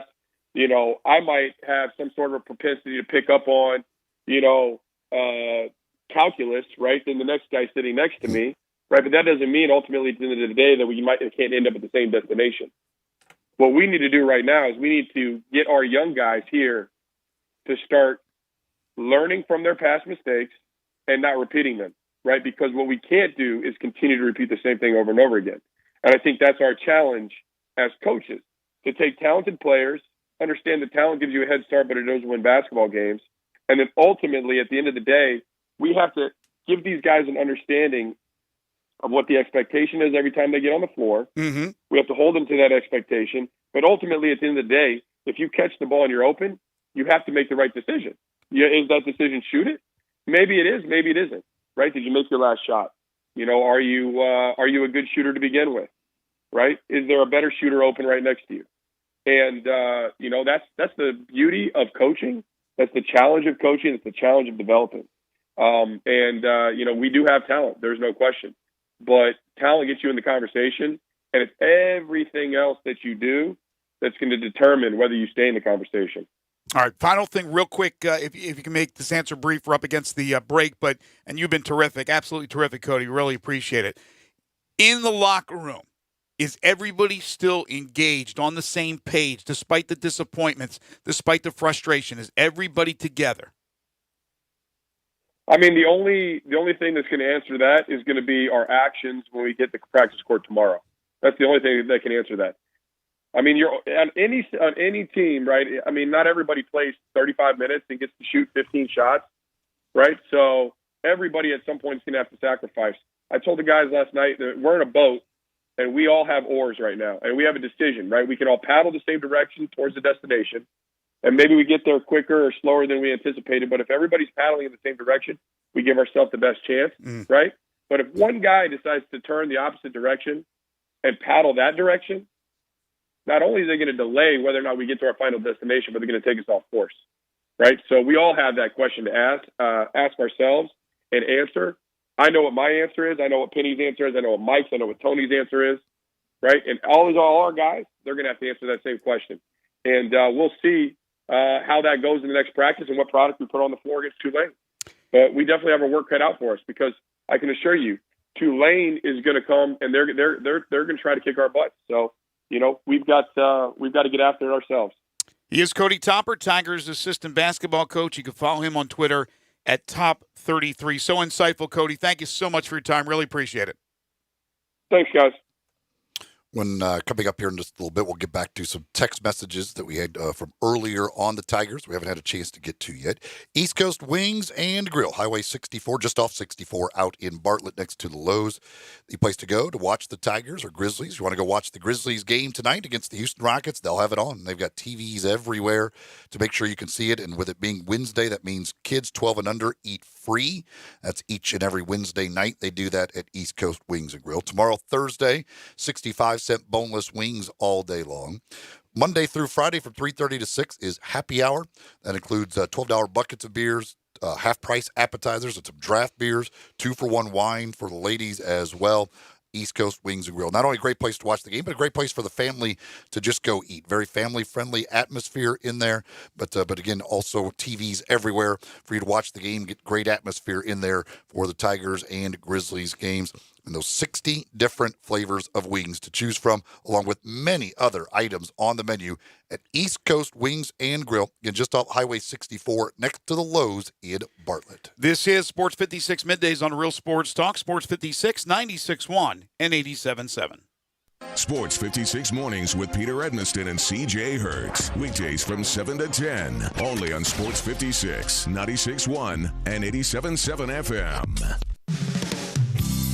DeSoto Auto Sales specializes in late model cars with low mileage. They have the highest standards in the car industry. All of their cars are test-driven, checked out from head to toe. Unlimited inventory, every make and model. And if it's not on the lot, they'll find it for you. Walk in the door of DeSoto Auto Sales, 5704 Goodman Road. Within 45 minutes, you can test your car, get credit approval, and finish paperwork within an hour. No shortcuts at DeSoto Auto Sales. Kind, courteous employees, a down-home environment. DeSoto Auto Sales cares about your time. Lowest prices in a 350-mile radius. We're living in a world today where time does matter. Visit them online. Check out their referrals. DeSotoAutosales.com. Very proud to serve DeSoto County and other surrounding areas. DeSoto Auto Sales, 5704 Goodman Road. Call 662-890-7184. 662-890-7184. Come on down to DeSoto Auto Sales. Let's up your life with Let's. Spring is almost here, and this is the perfect time to visit Lads of Memphis for all your golf cart and lawn tractor needs. Visit their open house on Saturday, March 7th, and check out the new Spartan mowers and current promotions. Test drive a new Club Car Onward golf cart and spin the prize wheel for a chance to win up to $500 in Lads credit. Let's up your life with Let's. Let's up your life. For over 8 decades, America's farmers have counted on the Little Red Tractor from Case IH, the Farm All, to help them make short work of their demanding chores. Well, Mid-South Ag Equipment can show you they aren't just for farms anymore. With horsepower ranging from 30 to 105, plus an army of attachments, these tractors can tackle every chore on your to-do list. Call 662-890-3141 or stop in today to find a Case IH Farm All that's right for you. The best place to go for all things guns and gear is what you hear me talking about all the time. Collierville Guns and Gear has the only one-stop sound suppressor silencer shop in one place on Highway 72 in Collierville. Fingerprints, photo, trust, and notary all in one place. Only place in Tennessee that you can do that. Protecting your kids' ears and your ears and getting less recoil is huge. If you've not been to Tactical Guns and Gear, I promise they have all the latest and best guns and rifles before other shops even have them ordered. And how great is it that you can ask Jim or Jake to add all the gear you want to any gun or rifle, and they'll do the custom package for you. Gun, scope, sight, sling, case, balancer, and ammo, all done. A perfectly balanced rifle is everything, and the right scope is good too. All eyes are different. You may want red or green or night vision. Make sure Jim or Jake knows. For all things guns and gear, head to Tactical Guns and Gear on Highway 72 in Collierville and tell them Eli says hi. Online at tacticalgunsandgear.net. Got something you want to get off your chest? You better have a backup plan. Want to join the conversation? Someone needs to tell him he has to grow up. Join us on the First Bank phone lines at 360-8255 or the First Bank text line at 67129. Now, back to Sports 56 Middays delivered by FedEx. Here once again are Greg Gaston and Eli Savoie.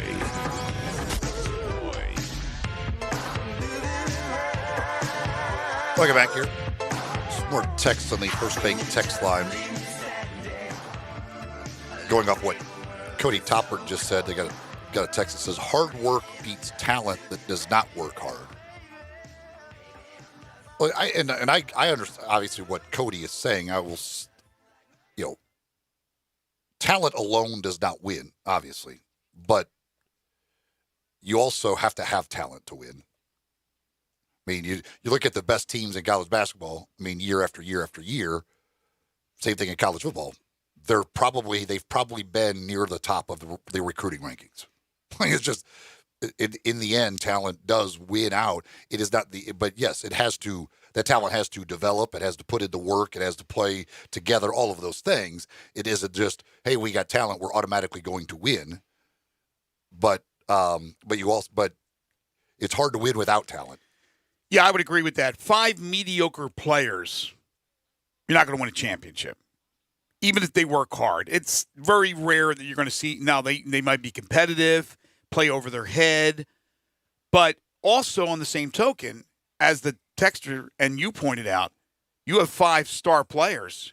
If they're not in cahoots, they're not on the same page, there's no chemistry.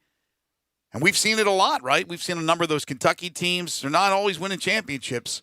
But if you work hard, even if you're young, but normally if you're young as Memphis is, there's no track record of teams being able to win and win it all. You usually have to have a combination of some veteran players to go with those young players. And those veteran players help on the court making those young players go harder. It's one thing the coach is saying. Another thing would be a senior or a junior showing them by example, and then also pushing those players to become better players. And one of the great things about college basketball and the NCAA tournament is because it is a one-and-done thing, it allows the less talented team to have that chance. Because in one game, a team with less talent can just catch lightning in a bottle and win that game. And you get the big upsets that happen and what make the NCAA tournament great. If everything, like in the professional sports, like in the NBA, when you play 7-game series, talent wins out. Talent's going to win out over time. I mean, it's just it. Like that's why they went from 5 to 7 because too many 8 seeds were beating 1s. They said, well, we don't like that. We need to put more games in because talent usually wins out the more games you play. In a 1-game situation, that's how Evansville beats Kentucky this year. All it takes is that one game. If they play a 7-game series, Kentucky's going to win easily. But the team like Evansville, if you threw it into an NCAA tournament scenario, maybe they get an upset, but they're not going to win 6 because they just don't have enough talent. Now, there are teams where those players as freshmen were not as heralded as others, and then they developed into really, really good players. And I don't know how highly regarded Kyle Guy was and some of those Virginia players. But again, when you've been in the system, you learn that system that Tony Bennett runs, and all of a sudden now you're playing well beyond probably your capability. And now you lead this team to a national championship, and all of a sudden you're drafted, and you're in a team's organization. So it's not always that the talent was 5-star to begin with, but they got themselves better and better and better, and they became a much more talented team. Another one here says, let's get it straight. Officiating in the AAC is not good in basketball and football for all games. Somebody else says, this is Nico, sure we shot like garbage, probably didn't deserve to win, but when the refs invent fouls at our best player that are 4-point swings and momentum killers, that sure as heck doesn't help us. It doesn't help that Precious only plays 19 minutes, I'll tell you that. Bill is dialed in on the First Bank phone line. Say, Bill. Okay. Last night it was one of the first times I actually sat down and was able to watch the game for the most part. There's no doubt Precious is ridiculously good. Mm-hmm. But the thing I saw, late in the game especially, they seemed, the thing that confused me a few times, when they brought the ball down the court, they would just stop. Bill, We're striking out, Bill, with the reception Bill, today with Bill. Just we're 0 for 2 with Bill today. Sorry, get a new Bill. phone or whatever. I don't know. But Normally it's good. Normally it's good get with out Bill. of the bunker. I don't know where you are, but yeah, the cell phone signal is not good. And I didn't want to put Cody on the spot and ask him about why, because again, Penny's making the decisions on personnel, and again, why Tyler's out there on the court when he was getting clobbered defensively and he wasn't making any shots. But there were other mistakes too. I thought in my mind, Lester having the ball, and somebody pointed that out earlier, dribbling it up. A lot of times it was what? I didn't even understand where they were going with that one. We got another text here says we have a lot of 2 and 3 star players, not 4 and 5 star. Not according to the services. So now, like, this goes back to the Josh Passer days. The services always miss on the guys that come to Memphis. They get everybody else right, but they always miss on the guys that come to Memphis. And I'm sure the same. I'm sure the same people that are saying they're really 2 3-stars or 2 or 3 instead of 4 or 5 were the ones also that were like pumping their fists when they ended up having the number 1 recruiting class. All these 5 stars, all these 4 stars. They were so excited about being proclaimed the number 1 recruiting class in the country. But the reality is that some guys may not live up to advanced billing. Other guys may go beyond what their star is. But it's impossible that they missed on like 5, 6 guys. They didn't miss on 5, 6 guys. Some guys are slow to the dance. It's going to take a while for guys to get to where they need to be.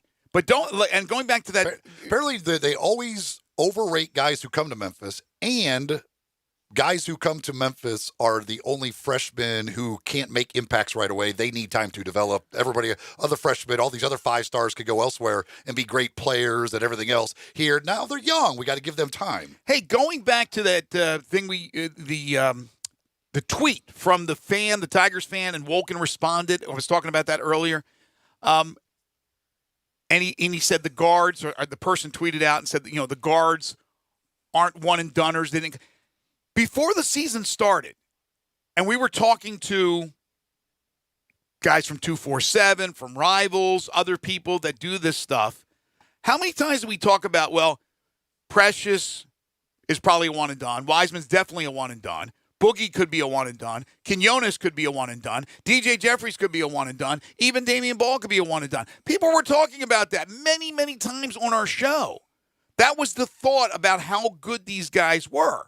Now, again, I think they all have a chance to become really, really good. But right now, the only player that is consistently good is Precious Achiuwa. And again, DJ, who's out, was the next in line of consistency, although it wasn't as consistent. Precious, game in and game out, you know what you're getting. Even DJ had a couple of games where he was a non-factor. But you saw the talent, and you put him number 2 behind Precious once Wiseman left. All the rest of the guys are trying to find themselves. Nobody is ready to turn professional on this team other than Precious. Somebody says Tigers' offensive scheme is very easy to guard, therefore all the turnovers. Ball screen with 3 non-shooters standing behind the 3-point line. It's horrible. Yes, I agree how easy it is, or at least seemingly easy it is, to defend what the Tigers are trying to do offensively. Anytime you don't have any shooters on, like guys on the floor who can make shots, you're going to be easy to defend.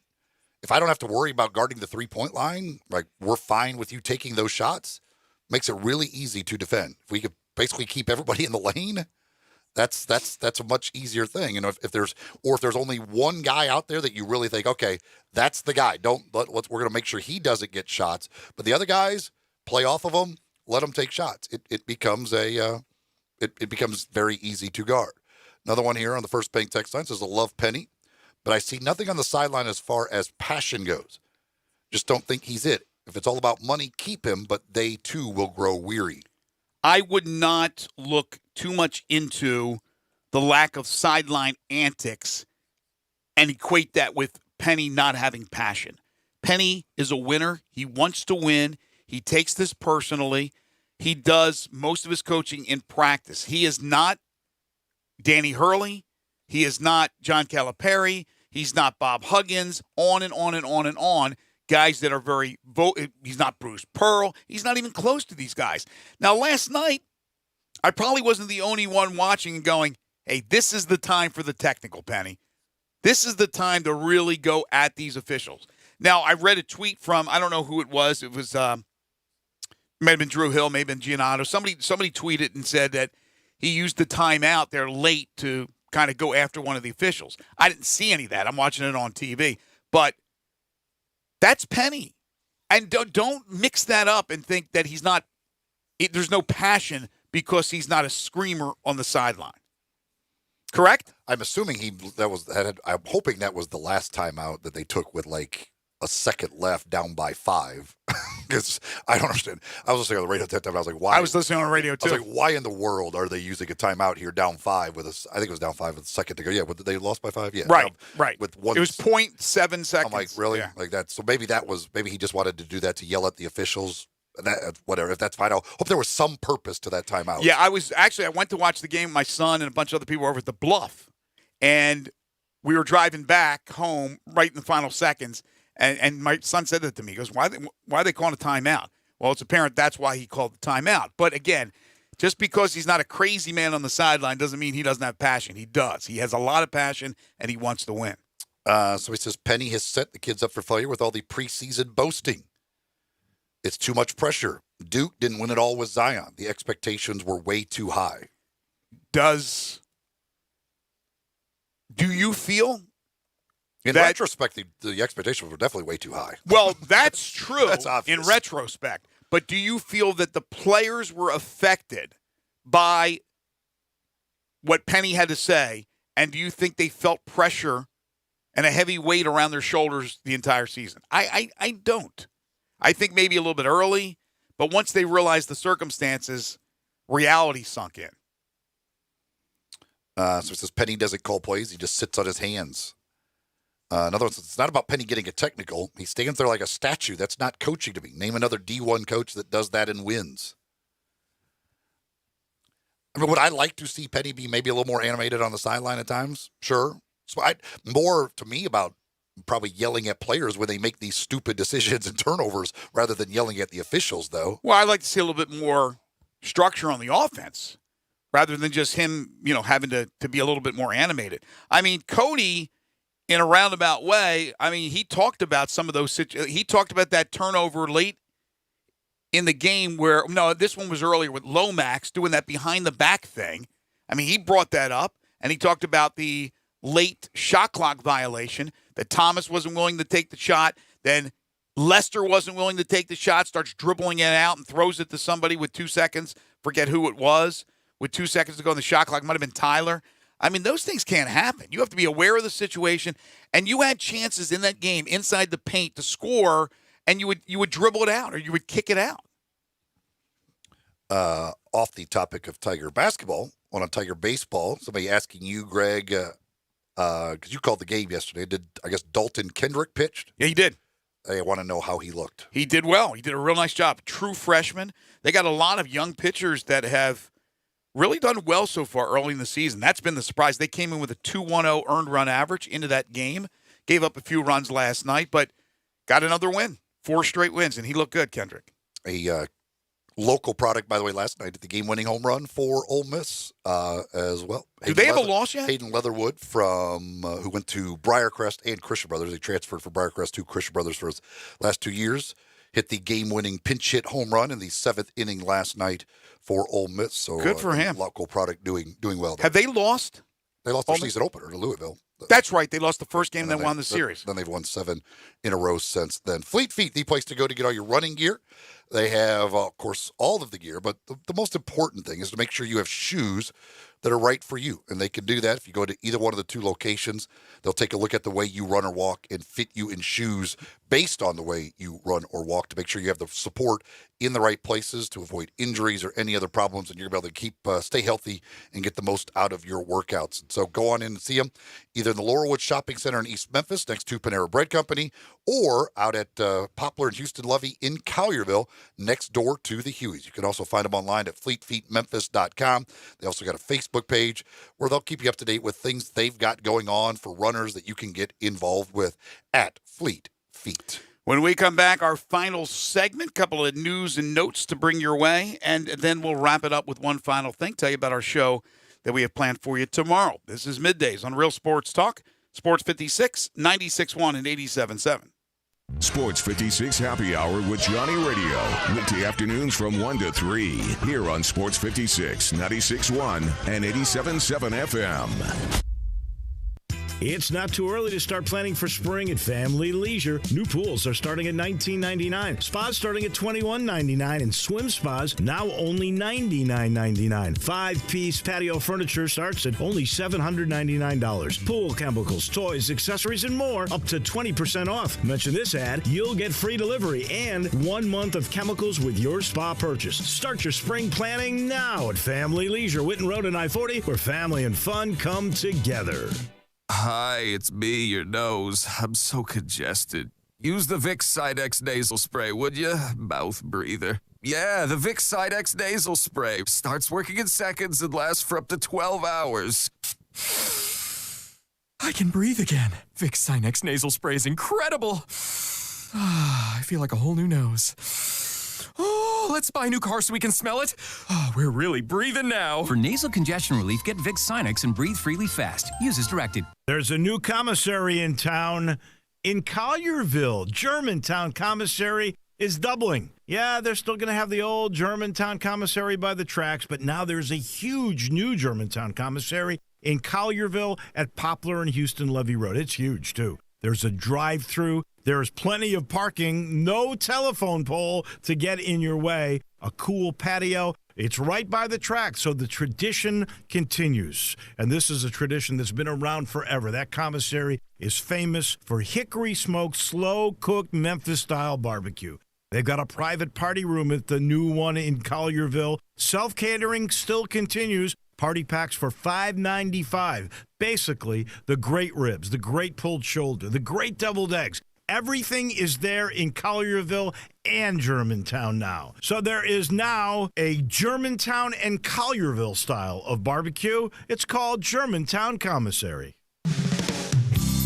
DeSoto Auto Sales specializes in late model cars with low mileage. They have the highest standards in the car industry. All of their cars are test-driven, checked out from head to toe. Unlimited inventory, every make and model. And if it's not on the lot, they'll find it for you. Walk in the door of DeSoto Auto Sales, 5704 Goodman Road. Within 45 minutes, you can test your car, get credit approval, and finish paperwork within an hour. No shortcuts at DeSoto Auto Sales. Kind, courteous employees, a down-home environment. DeSoto Auto Sales cares about your time. Lowest prices in a 350-mile radius. We're living in a world today where time does matter. Visit them online. Check out their referrals. DeSotoAutosales.com. Very proud to serve DeSoto County and other surrounding areas. DeSoto Auto Sales, 5704 Goodman Road. Call 662-890-7184. 662-890-7184. Come on down to DeSoto Auto Sales.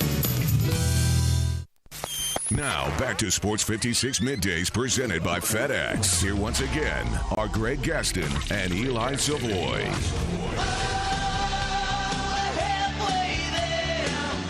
One other text here on the First Bank text line talking about Cody Topper. Said he came from the NBA because he was so good at guard development. I think most of your listeners would agree that he should be a one-and-done coach for us. The guard play has just been terrible in the meaningful times of the game. I don't think you can just single out Cody Topper as the problem with the guard development. I mean, the coaching staff as a whole has to take responsibility for that. Well, Mike Miller's the shooter, right? So you're going to rip Mike Miller for the team's lack of outside shooting? And they should fire him too? I mean, that's ridiculous. The staff they're all coaching. They're all out there coaching. The players, some are slow to develop. Others are quicker to develop. Some will never develop into the players that they expect to be. It's just the way it is. As far as the coaching staff, we talked about it earlier. If there's any move, if Mike Miller does leave, and that's, again, nothing he has said outwardly, it's just rumor mill. I've said it before, I'll say it again. I would love to have Penny hire a veteran college coach. If you look at this, the one thing you would say with this coaching staff, you would think, but this is the staff as a whole, like, the guards should be good. This entire staff is made up of guards. Right. Who all played at a high level. Like, two of them for years in the NBA, and the other two played at a high level of college basketball. Like, you would think that there should be some guys there that know guard play, and you got a bunch of talented guards that you would think it would be better. Well, again, I'll say it for the 1,000th time. When you're a player and Penny Hardaway is telling you to do something and you're not doing it the way Penny is telling you to do it, it could be frustrating because it comes so natural for Penny. It comes so easy for Mike. You know, these were two really, really good NBA players. I'm not saying that that's the reason, but that could be part of it. You get a little frustrated if the coach is frustrated at you because things aren't coming as easy to you like they do to them. Time now for one final thing. Before Greg and Eli get out of here for the day, they each have one final thing they think you should know to make it through the rest of your day. So here are Greg and Eli with one final thing. 76ers All-Star and animated center Joel Embiid has been fined $25 large for making an obscene gesture during a game using profane language during a live television interview. Embiid's hand gesture occurred with 17 seconds left in Monday's 17-point win over the Hawks. With time winding down, Atlanta's Kevin Huerter approached from behind Embiid, stole the ball, prompting Embiid to flash a middle finger at Huerter. Embiid, who scored a career-high 49, later apologized for the gesture. After the game, well, he said this was going back to the comment he made about being the best player in the world. He said, quote, being with some of the best players in the world at the All-Star game, I proved myself. That's what I said. But yeah, F it. My bad. I do believe it, Embiid said in his post-game interview. The NBA said Embiid's fine was based on prior multiple violations of acceptable on-court decorum. Embiid, like it's every night, I think that he plays, we get a Joel Embiid story of some sort. One way or Embiid another. being Embiid, that's all. So we joke a lot about the hand measurements and things at the NFL Combine. Every once in a while, though, there's one that, like, to me is just shocking. Today, they're measuring defensive linemen and linebackers. And Derek Brown, who I love, Derek Brown to me is going to be awesome, the big defensive tackle from Auburn, who measured today 6'4" and 5/8", 326 pounds, with a wingspan of 80 and 7/8 inches, but a hand size of just 9. Joey Burrow hands. How does a man that big only have 9-inch hands? And he's got real long arms too. It's a weird thing. Like it's just and it's funny because like we're talking about Utah has 3 defensive linemen at the combine. All of their linemen have hands well over 10 inches. So I don't know if like Kyle Whittingham has a thing in when they recruit guys like, hey, defensive lineman, go put your hand on the board. Nope, not recruiting you. Not big enough hands. Get out of here. It's amazing. All 3 of their guys are like 10 and a half. And here's Derek Brown, nearly 6'5", 325 pounds, got little 9-inch hands. I'll tell you how important hands are. There was a former player in the NFL, and he was a good player. His nickname, it was Gary Big Hands Johnson. So obviously the hands, a very important part. So I would not draft Derek Brown whatsoever. Like, I'm kidding. My hands are bigger than Derek Brown's. Mine are like 9 and 8. My hands are bigger than Derek Brown. I don't think it's going to affect him because the man's a beast and an athletic freak at that size. I saw a bit on radio yesterday about how you heard a bit. Well, I saw it because it was on TV. The person's going to go nameless right here, but he was talking about how every measurement matters. That doesn't matter at all. He's still going to be the first D tackle off the board. He's probably going to be a very productive pro. That's ridiculous. Yeah, I disagree. Every measurement matters. I'm interested to see Derek Brown's 40 time at his size because that dude, man, I just love watching him play because he's an athletic freak at that size. Motor. You can tell if you want to say every measurement counts. Tell me why the arm length of a punter counts. Or the hand size, or anything with a punter. Low snap. He can just dangle those arms down and make the catch. Tell me why any measurement for a punter matters, other than how far he can actually kick the football. One final note from the world of baseball. This was interesting. This was Tom Verducci's story, and Bleacher Report, Major League Baseball on Twitter has it in case you want to check it out. Clayton Kershaw, who's had his problems in the postseason, I understand that. but he threw 51 breaking balls in Game 5 of the 2017 World Series. Not a single pitch resulted in a swing and miss. 51 breaking balls. In other words, they knew what was coming. The drum banged slowly but accurately as they knew it was a breaking pitch. Big thanks to Cody Toppert for joining us today. Jerry Palm as well. Tomorrow we're still working on some guests. Aaron Torres is going to join us from Fox Sports to talk college basketball. We got some other guests that will be confirmed a little bit later on in the day. And again, we'll have it for you tomorrow starting at 10 o'clock. We'll have 2.5 questions as well on tomorrow's show. Stay tuned. Sports 56 Happy Hour with Johnny Radio is coming up next. For Gabe Kuhn, Eli Savoie, I'm Greg Gaston. Enjoy the rest of your hump day, everybody. Got a